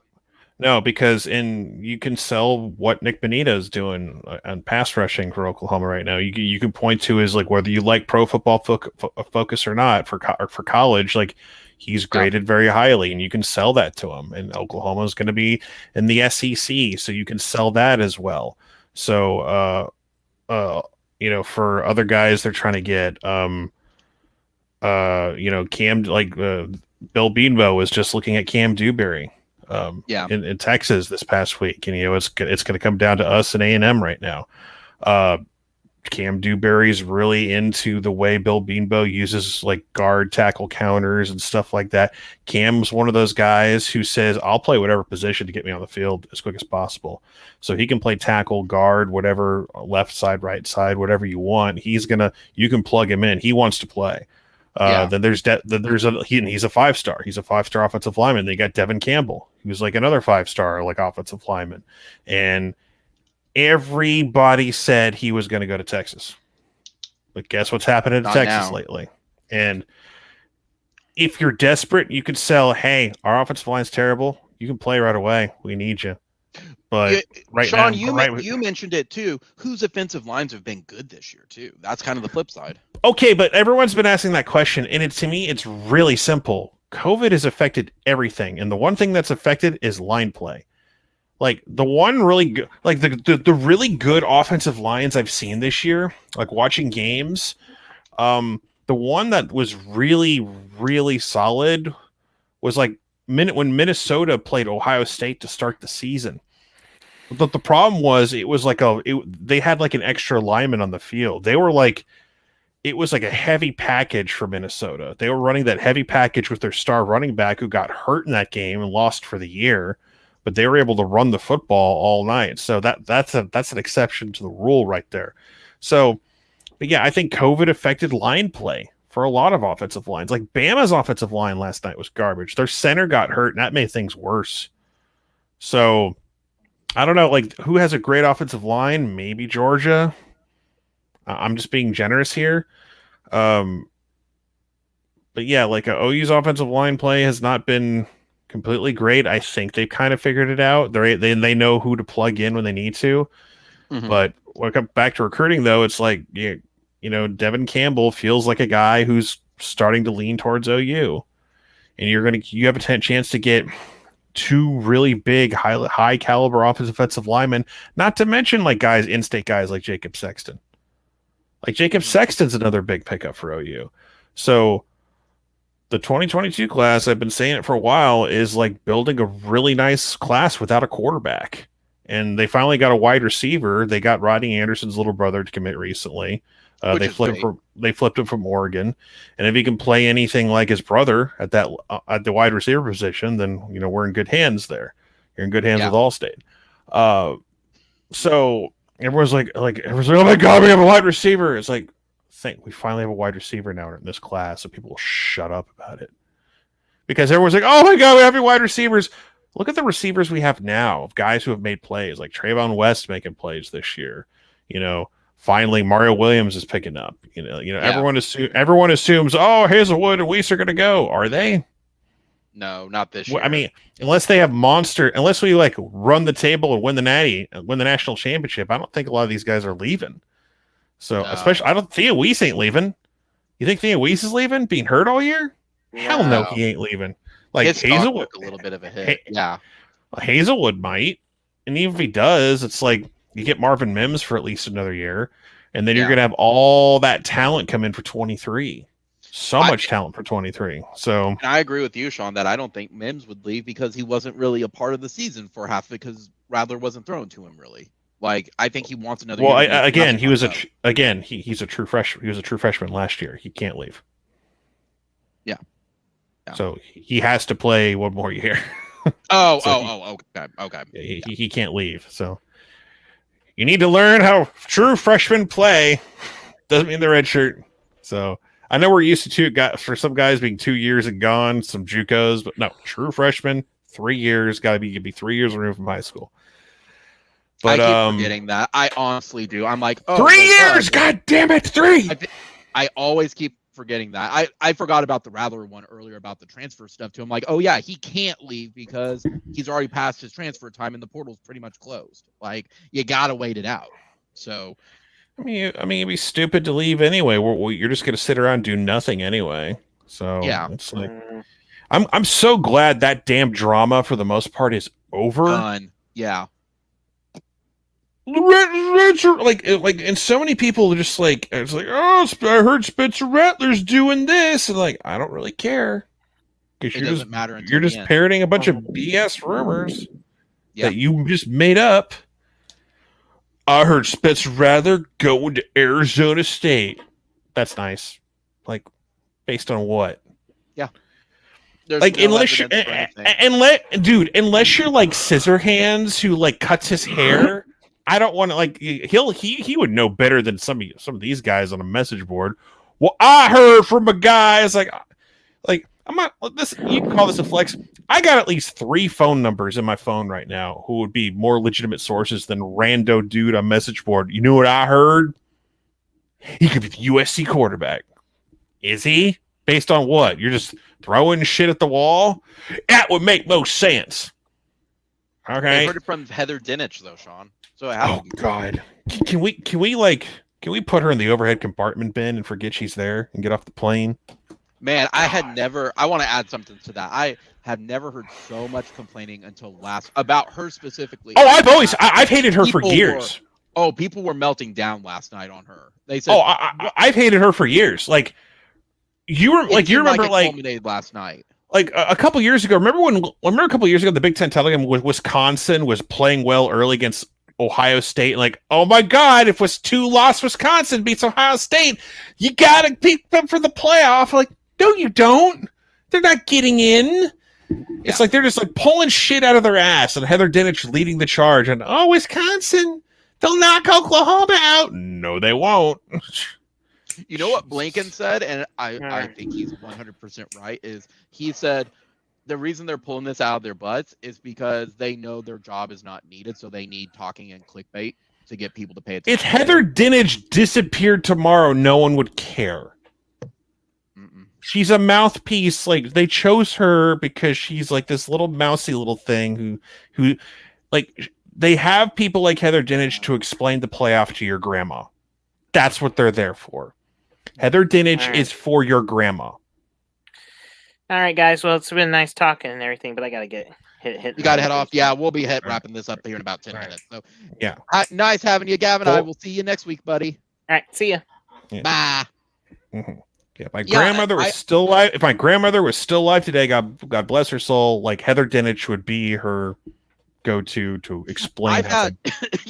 It's funny you say that too, because from the small little circle I have about football, they said they feel like when she talks, they feel like she's talking down to them. Yeah, like it totally is. What they're talking about, and like they believe some of it's like it's given to her, like Herb Street was yesterday. It's given to her to read, but they feel like they're she's a mouthpiece. Down to her. Yeah, she's a mouthpiece or something else. She reads cue cards, or she reads a teleprompter. Herb Street's been doing that lately. No, but Herbie knows. But Herb Street has his own opinions on shit, though. Like Herb, I'm not saying Herb Street never mails it in, but like the reason people like tend to like respect her, like only the big loser fans like rip on Herb Street. If Herb Street has an opinion you don't agree with, fine. But it's like Herb Street actually, he's the guy. Like Joel Klatt wishes he was him, but Herb Street's the guy. Like I can hate on Herb Street all I want for like 2007 and like him saying that LSU should, be the team or whatever to go play, whatever. Like when his feelings got hurt when Baker planted the flag. I mean, for a good moment. His feelings weren't that hurt, in my opinion. That was other people. That was more Cowherd hated that more than anything. But Cowherd hates Baker no matter what. Like Baker could win 5 Super Bowls. Well, can you win 6 though, Baker? I don't know. But like for Herb Street, it's like he's the voice. He's the guy you respect. So like him like Chris Franchilla the Bear can go. They drag his stupid ass out, and he puts his little stickers on. Because like he has an obsession with. He has a love affair with like Iowa State and like Oregon and a bunch of other teams. Like so, like compulsive gamblers. You can tell who this team does this consistently, so I really like them. It doesn't mean they win. Yeah. So my question, I stopped paying attention to College Game Day like a long time ago because I feel like I like their sad like or like inspirational stories, like when they're highlight the Well, players. I But mean, like, Ronaldo's gone now, so they yeah, have so like, Gene when did Wojnarowski is the one who takes over that now. yeah, but besides that, like when did the bear become popular? Are they just trying to like set him up for when the other guys Well, no, retire? he's like one of their stat guys, and they started bringing him on once sports gambling became legal. Once the Supreme Court like said sports gambling is legal now, that's when like ESPN got more comfortable. Just like over the past like 5 or 6 years, maybe even more than that, you start everything has like you see betting lines all the time now. It used to be like for ESPN, it was taboo. Ooh, betting lines. We can't like now. You see betting lines on the bottom ticker now. Yeah. You never used to see that. Like, yeah, there would be certain segments where it's like, okay, fantasy football, we'll do that. But like Cowherd was like, would talk about betting lines and stuff and who was favored, and they would say it, but they would never like advertise about. So you see advertisements for apps for sports gambling now, and it's like they want you to do it, and like. Slowly but surely, states are passing it. I don't know why it's not just like law of the land at this point, but it's Las Vegas. Las Vegas is hardcore fighting that. They wanted to stay exclusively with Las Vegas, but that's a losing fight at this point. Yeah, but I mean, Florida is trying to get it. I'm surprised it hasn't happened now because this is like the peak betting period for everything because it's football season. But like you want to get like the bookies and like the mafia out of like legal sports gambling and make it law of the land where you have it regulated and everything. So, but yeah, that's why he's on the show, and he's just obnoxious and annoying. I still have game day on in the background for the most part because just force of habit. I'll watch Big Noon if OU is playing. But like, I don't watch Big Noon by default because it's like, I know Bob's on there, but if Bob does or says anything cool, it'll be on the internet in 2 seconds anyway. Someone like will clip him it. in his stand, yeah. Like Suitor Gridiron will have a clip of it up within 10 minutes if he says or does anything cool. So it's like no big deal there. So it's like I watch game, but plus I have to hate watch it because what stupid things is like Desmond Howard going to say? Like Desmond Howard is an idiot. Pollock is an idiot for the most part. I like Reese Davis. I think Reese Davis is good. Like the people on that show, like Gene Wojnarowski does really good stories. I like Reese Davis. Lee Corso, God bless him. I know people hate Corso. I don't. Just leave the man. I don't hate Corso. It's time for him to retire though. Like he's no, because you don't just as long as he's like as long as Corso's like 70% and he can do it, just let him be. Does it really affect your life if Lee Corso struggles a little bit from time to time? It really doesn't.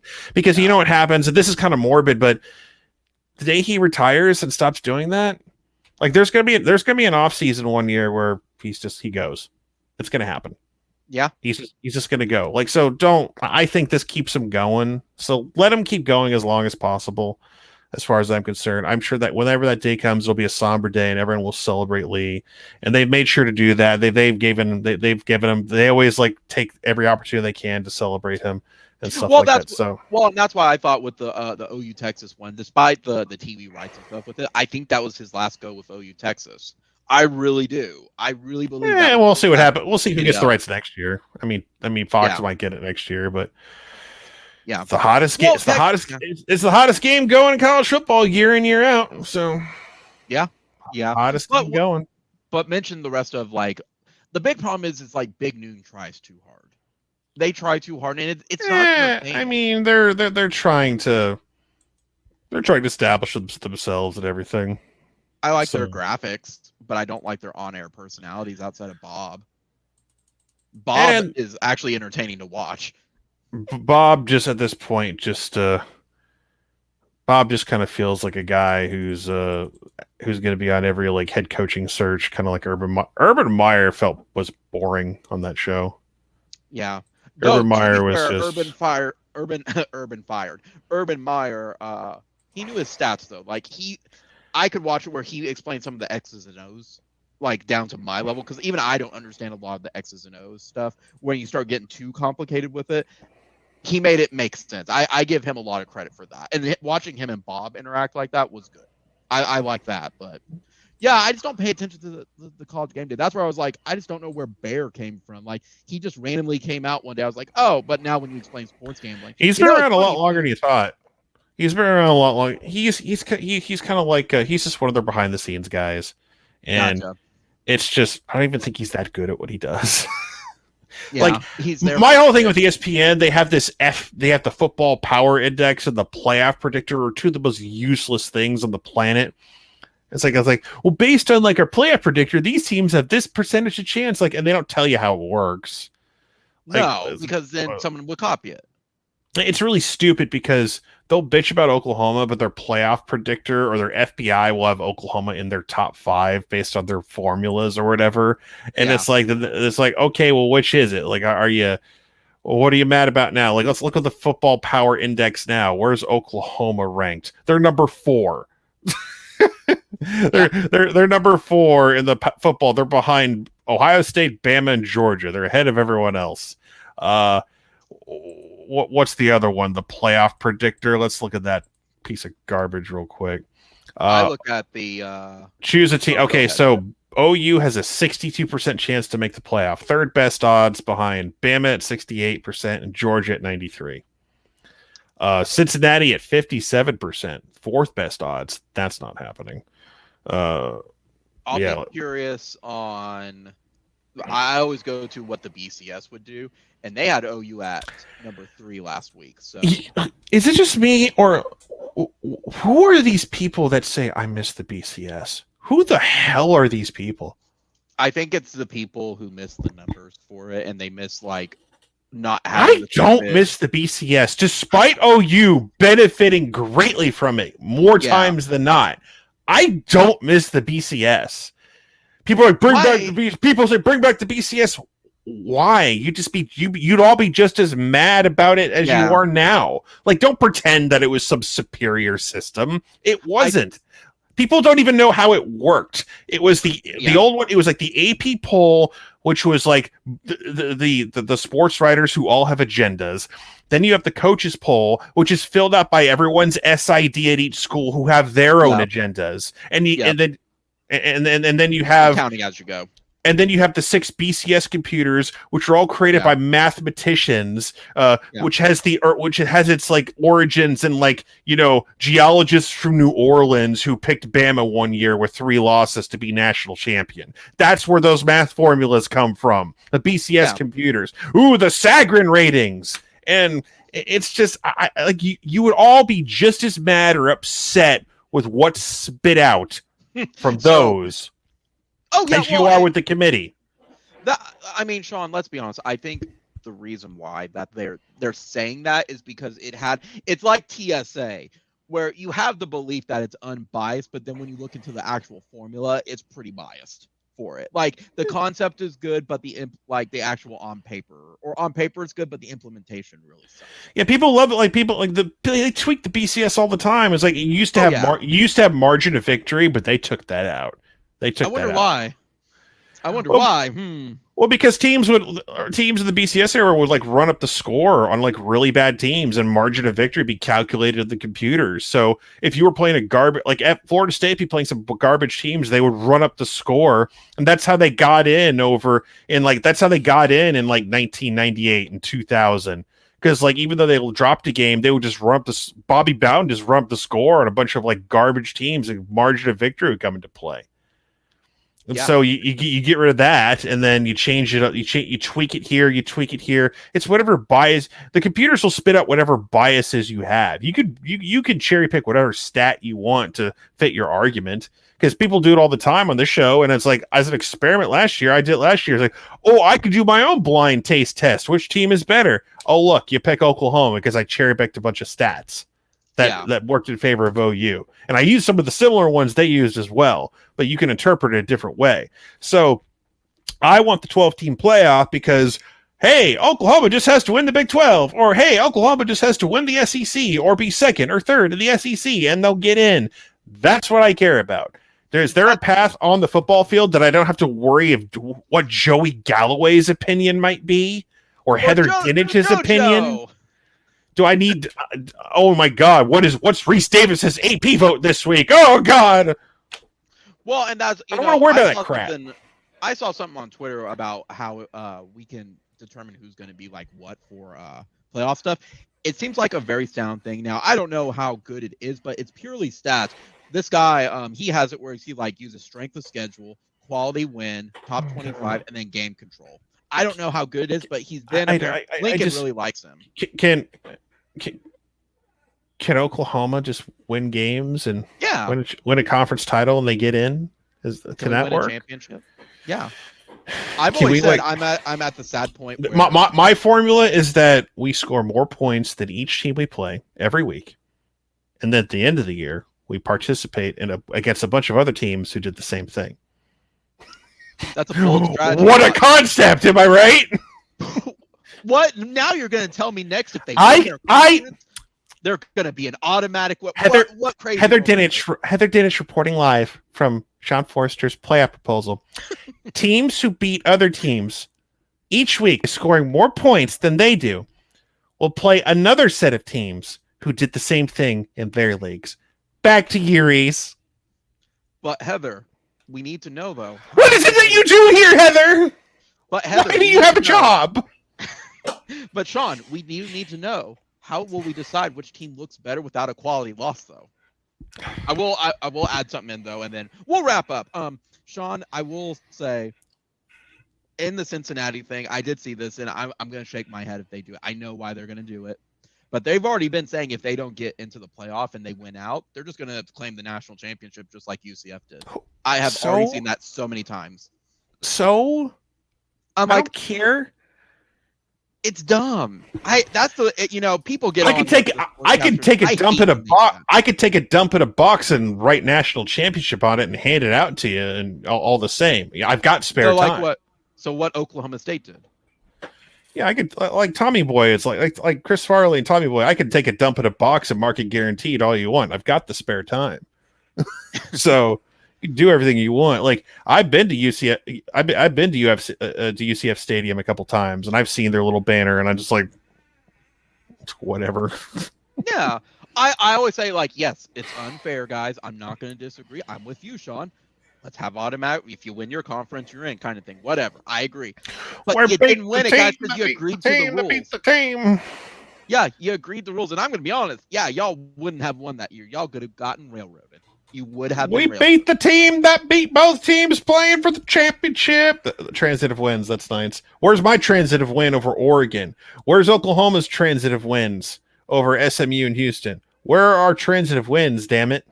I demand transitive wins. They don't exist, Sean. You should know. Oh, what a concept! Oklahoma, they don't exist.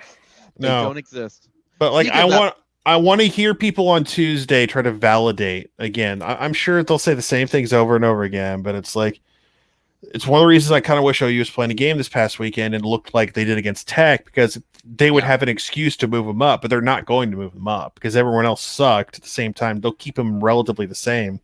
Yeah. And beating Baylor is going to be like, okay, you beat Baylor, but again, there's a ton of big games this week. I think Michigan could lose to Penn State very easily. That's a game that's going to happen at the exact same time as OU and Baylor, so I'll be keeping an eye on that one. Georgia at Tennessee is going to be interesting because that's the last team before Alabama potentially that could maybe, and I'm being very generous to Tennessee and Josh Heupel when I say that, maybe give them a game. You got Purdue at Ohio State also at the same time at 3:30. That will be an interesting matchup. Cincinnati at South Florida, that's going to be an interesting one.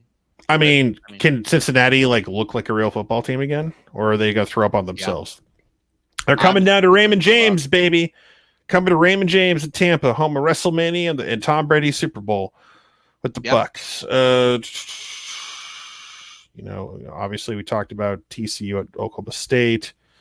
A&M at Ole Miss is only interesting for who's going to be second place in the West right now. Yeah. Unless Bama loses, but other than that, that's kind of it for TCU and Oklahoma State. Yeah, I mentioned that just a second ago. You mentioned, by the way, games. I forgot to mention that. The 20th is the 20th is where all the big games are happening. Ton of big games. You mentioned it at the beginning of the live stream, and I forgot to ask you. You forgot from the teams that happened that struggled, Oregon also struggled. I mean, Oregon was not on the precipice of losing like Ohio State or Alabama. Gotcha. They struggled, but they weren't struggled, but like they were not in imminent danger at any really given time, in my opinion. I mean, Washington had a chance. Like Washington was up early.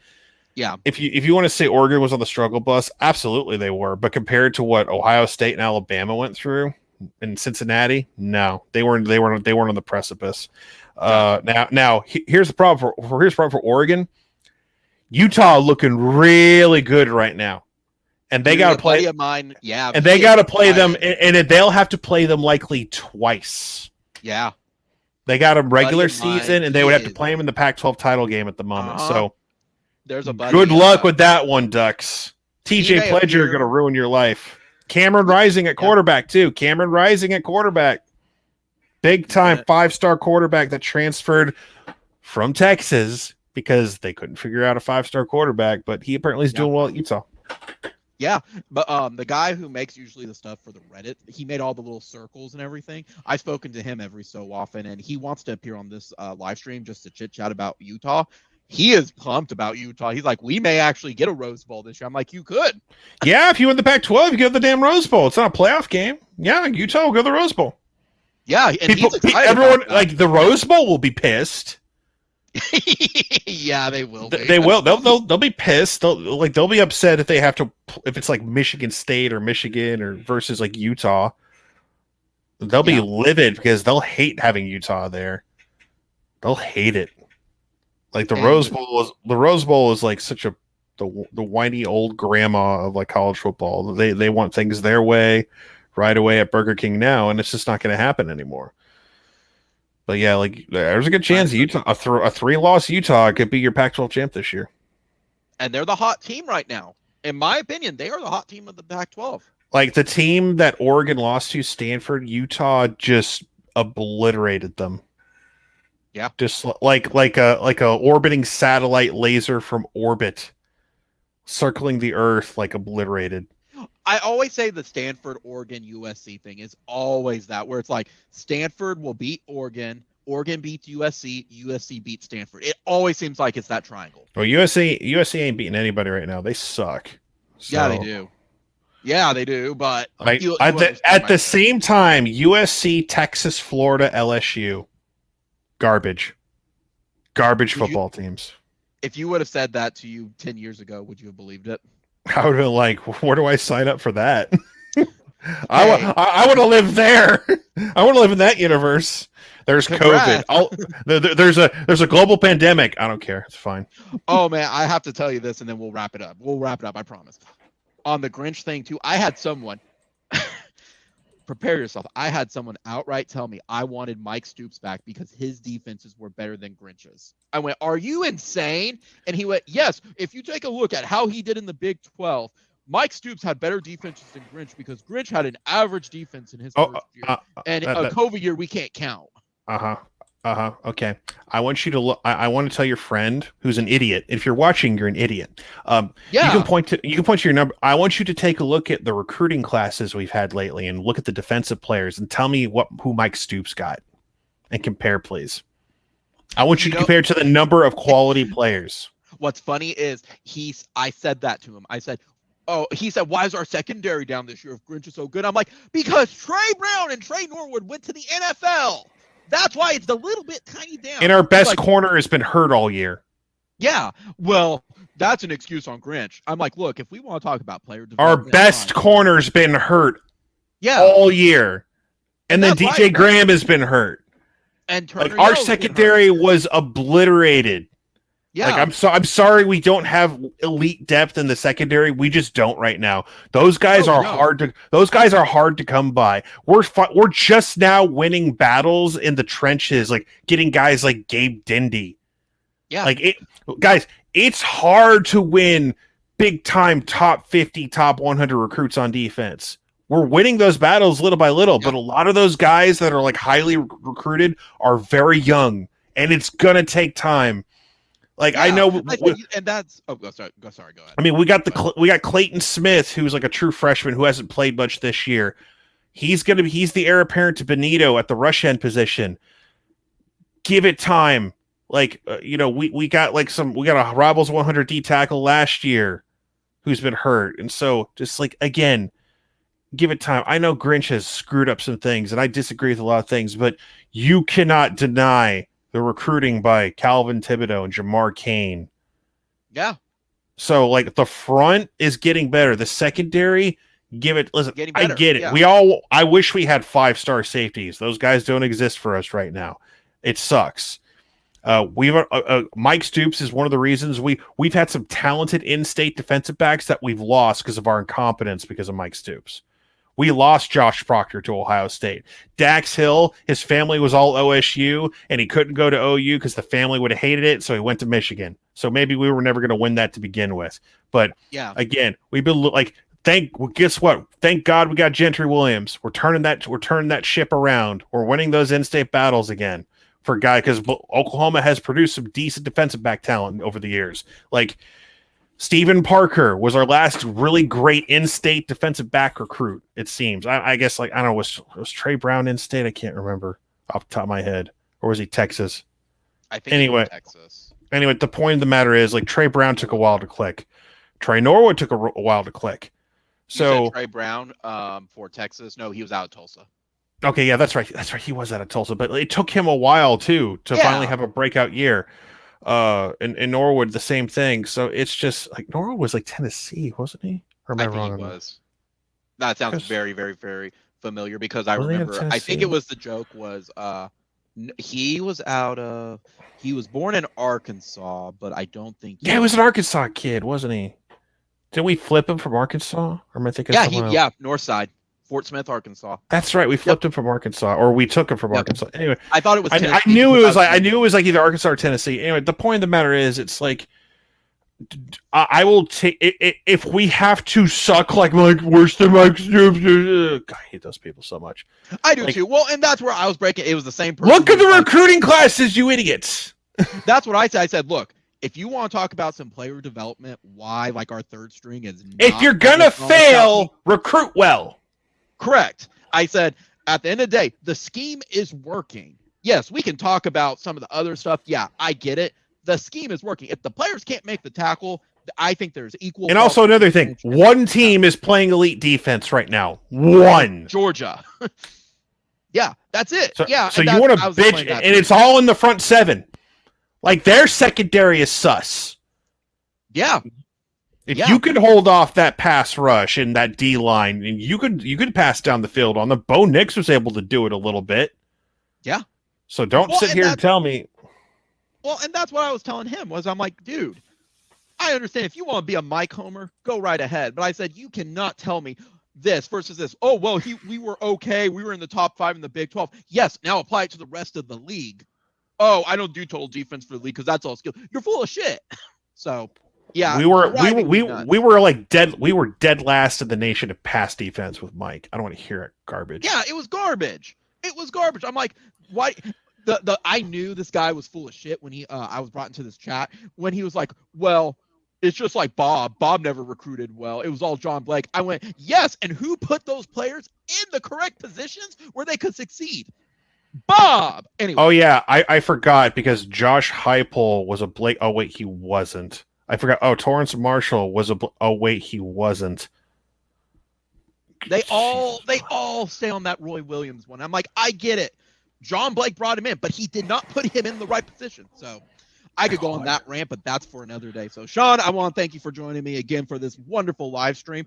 John Blake had a lot of quality losses himself too. And he didn't make it into the playoffs. He had 5 quality losses in a row. He did.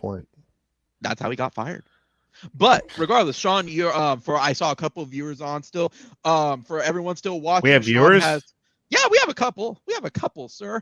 Sean has live streams now Tuesday at the moment for a playoff with Eric. I saw your live stream last week. That was fun to watch because you were just number 8. This was great, guys. Oh, I embrace it. I completely embraced being number 8. I was like, please lower it. Keep us low. So like, yeah, the playoff ranking show is going to take place after the first, like, I think it's like Michigan State and Kansas, I think, or something like that. It's like or Duke or whatever. It's like there's like 2 big basketball games back to back, and whenever the first one ends, that's when they do the playoff show. So it'll be roughly 9:00 Eastern, give or take 10 minutes. So hopefully it doesn't go to overtime. But yeah, that's basically because they always do that crap where they have to like they do like a short little 30-minute version of it, and they force it in there, and I hate it. But just release it. No, it's a big ratings thing for them because they want to get the football and basketball fans all watching at the same time, the crossover. So they'll have Jay Billis come on and try to explain why college basketball is superior for whatever reason, and nobody cares. Yeah, it's just like we just want to know who's 1 through 6. Yeah, that's all we want to know. But Tuesday you got your stream. Wednesday's usually free talk. Usually people come in, chit chat for stuff. And then Saturday you're doing the OU Baylor, and then are you doing any other games? No, I just do OU. Was the Iowa State Texas a regret? No, I mean I wanted to have a watch along for something, and that was the game I picked. I mean, if I knew LSU Bama was going to be what it was, I would have picked that one for sure. But they were 28.5 point favorites. Bama were, so I figured they'll win big, and they did. They barely held on. So I'm looking forward to Feinbaum tomorrow. That'll be a fun show. Has Feinbaum been good lately? Has it been entertaining? It'll be entertaining tomorrow based on everything that's happened. Everyone like, what's wrong with Alabama? Oh my god! Like there'll be ones who are delusional, and the others who are like in a panic and want everyone fired. It's gonna be great. I look forward to it. So they want their defensive coordinator fired, even though he's doing okay. Like, I mean, you held LSU to 14 points. Defense wasn't the problem. The offense sucked. So it was garbage. So regardless, guys, everyone should tune in to Sean's stuff. Sean's stuff is always wonderful to watch. And I really liked your Tuesday one, Sean. I tuned it in the background. Hearing you and Eric talk is really, really, really great. I like hearing y'all bounce stuff back and forth. So regardless, I hope you have a wonderful week, Sean. Again, everybody tune in. I have the link for Sean's channel in the description since you're always here, Sean. I think we're good. So let's wrap up. So Boomer Sooner, only one Oklahoma, and I'll speak to y'all next week. Same time, same place to recap OU Baylor. Later.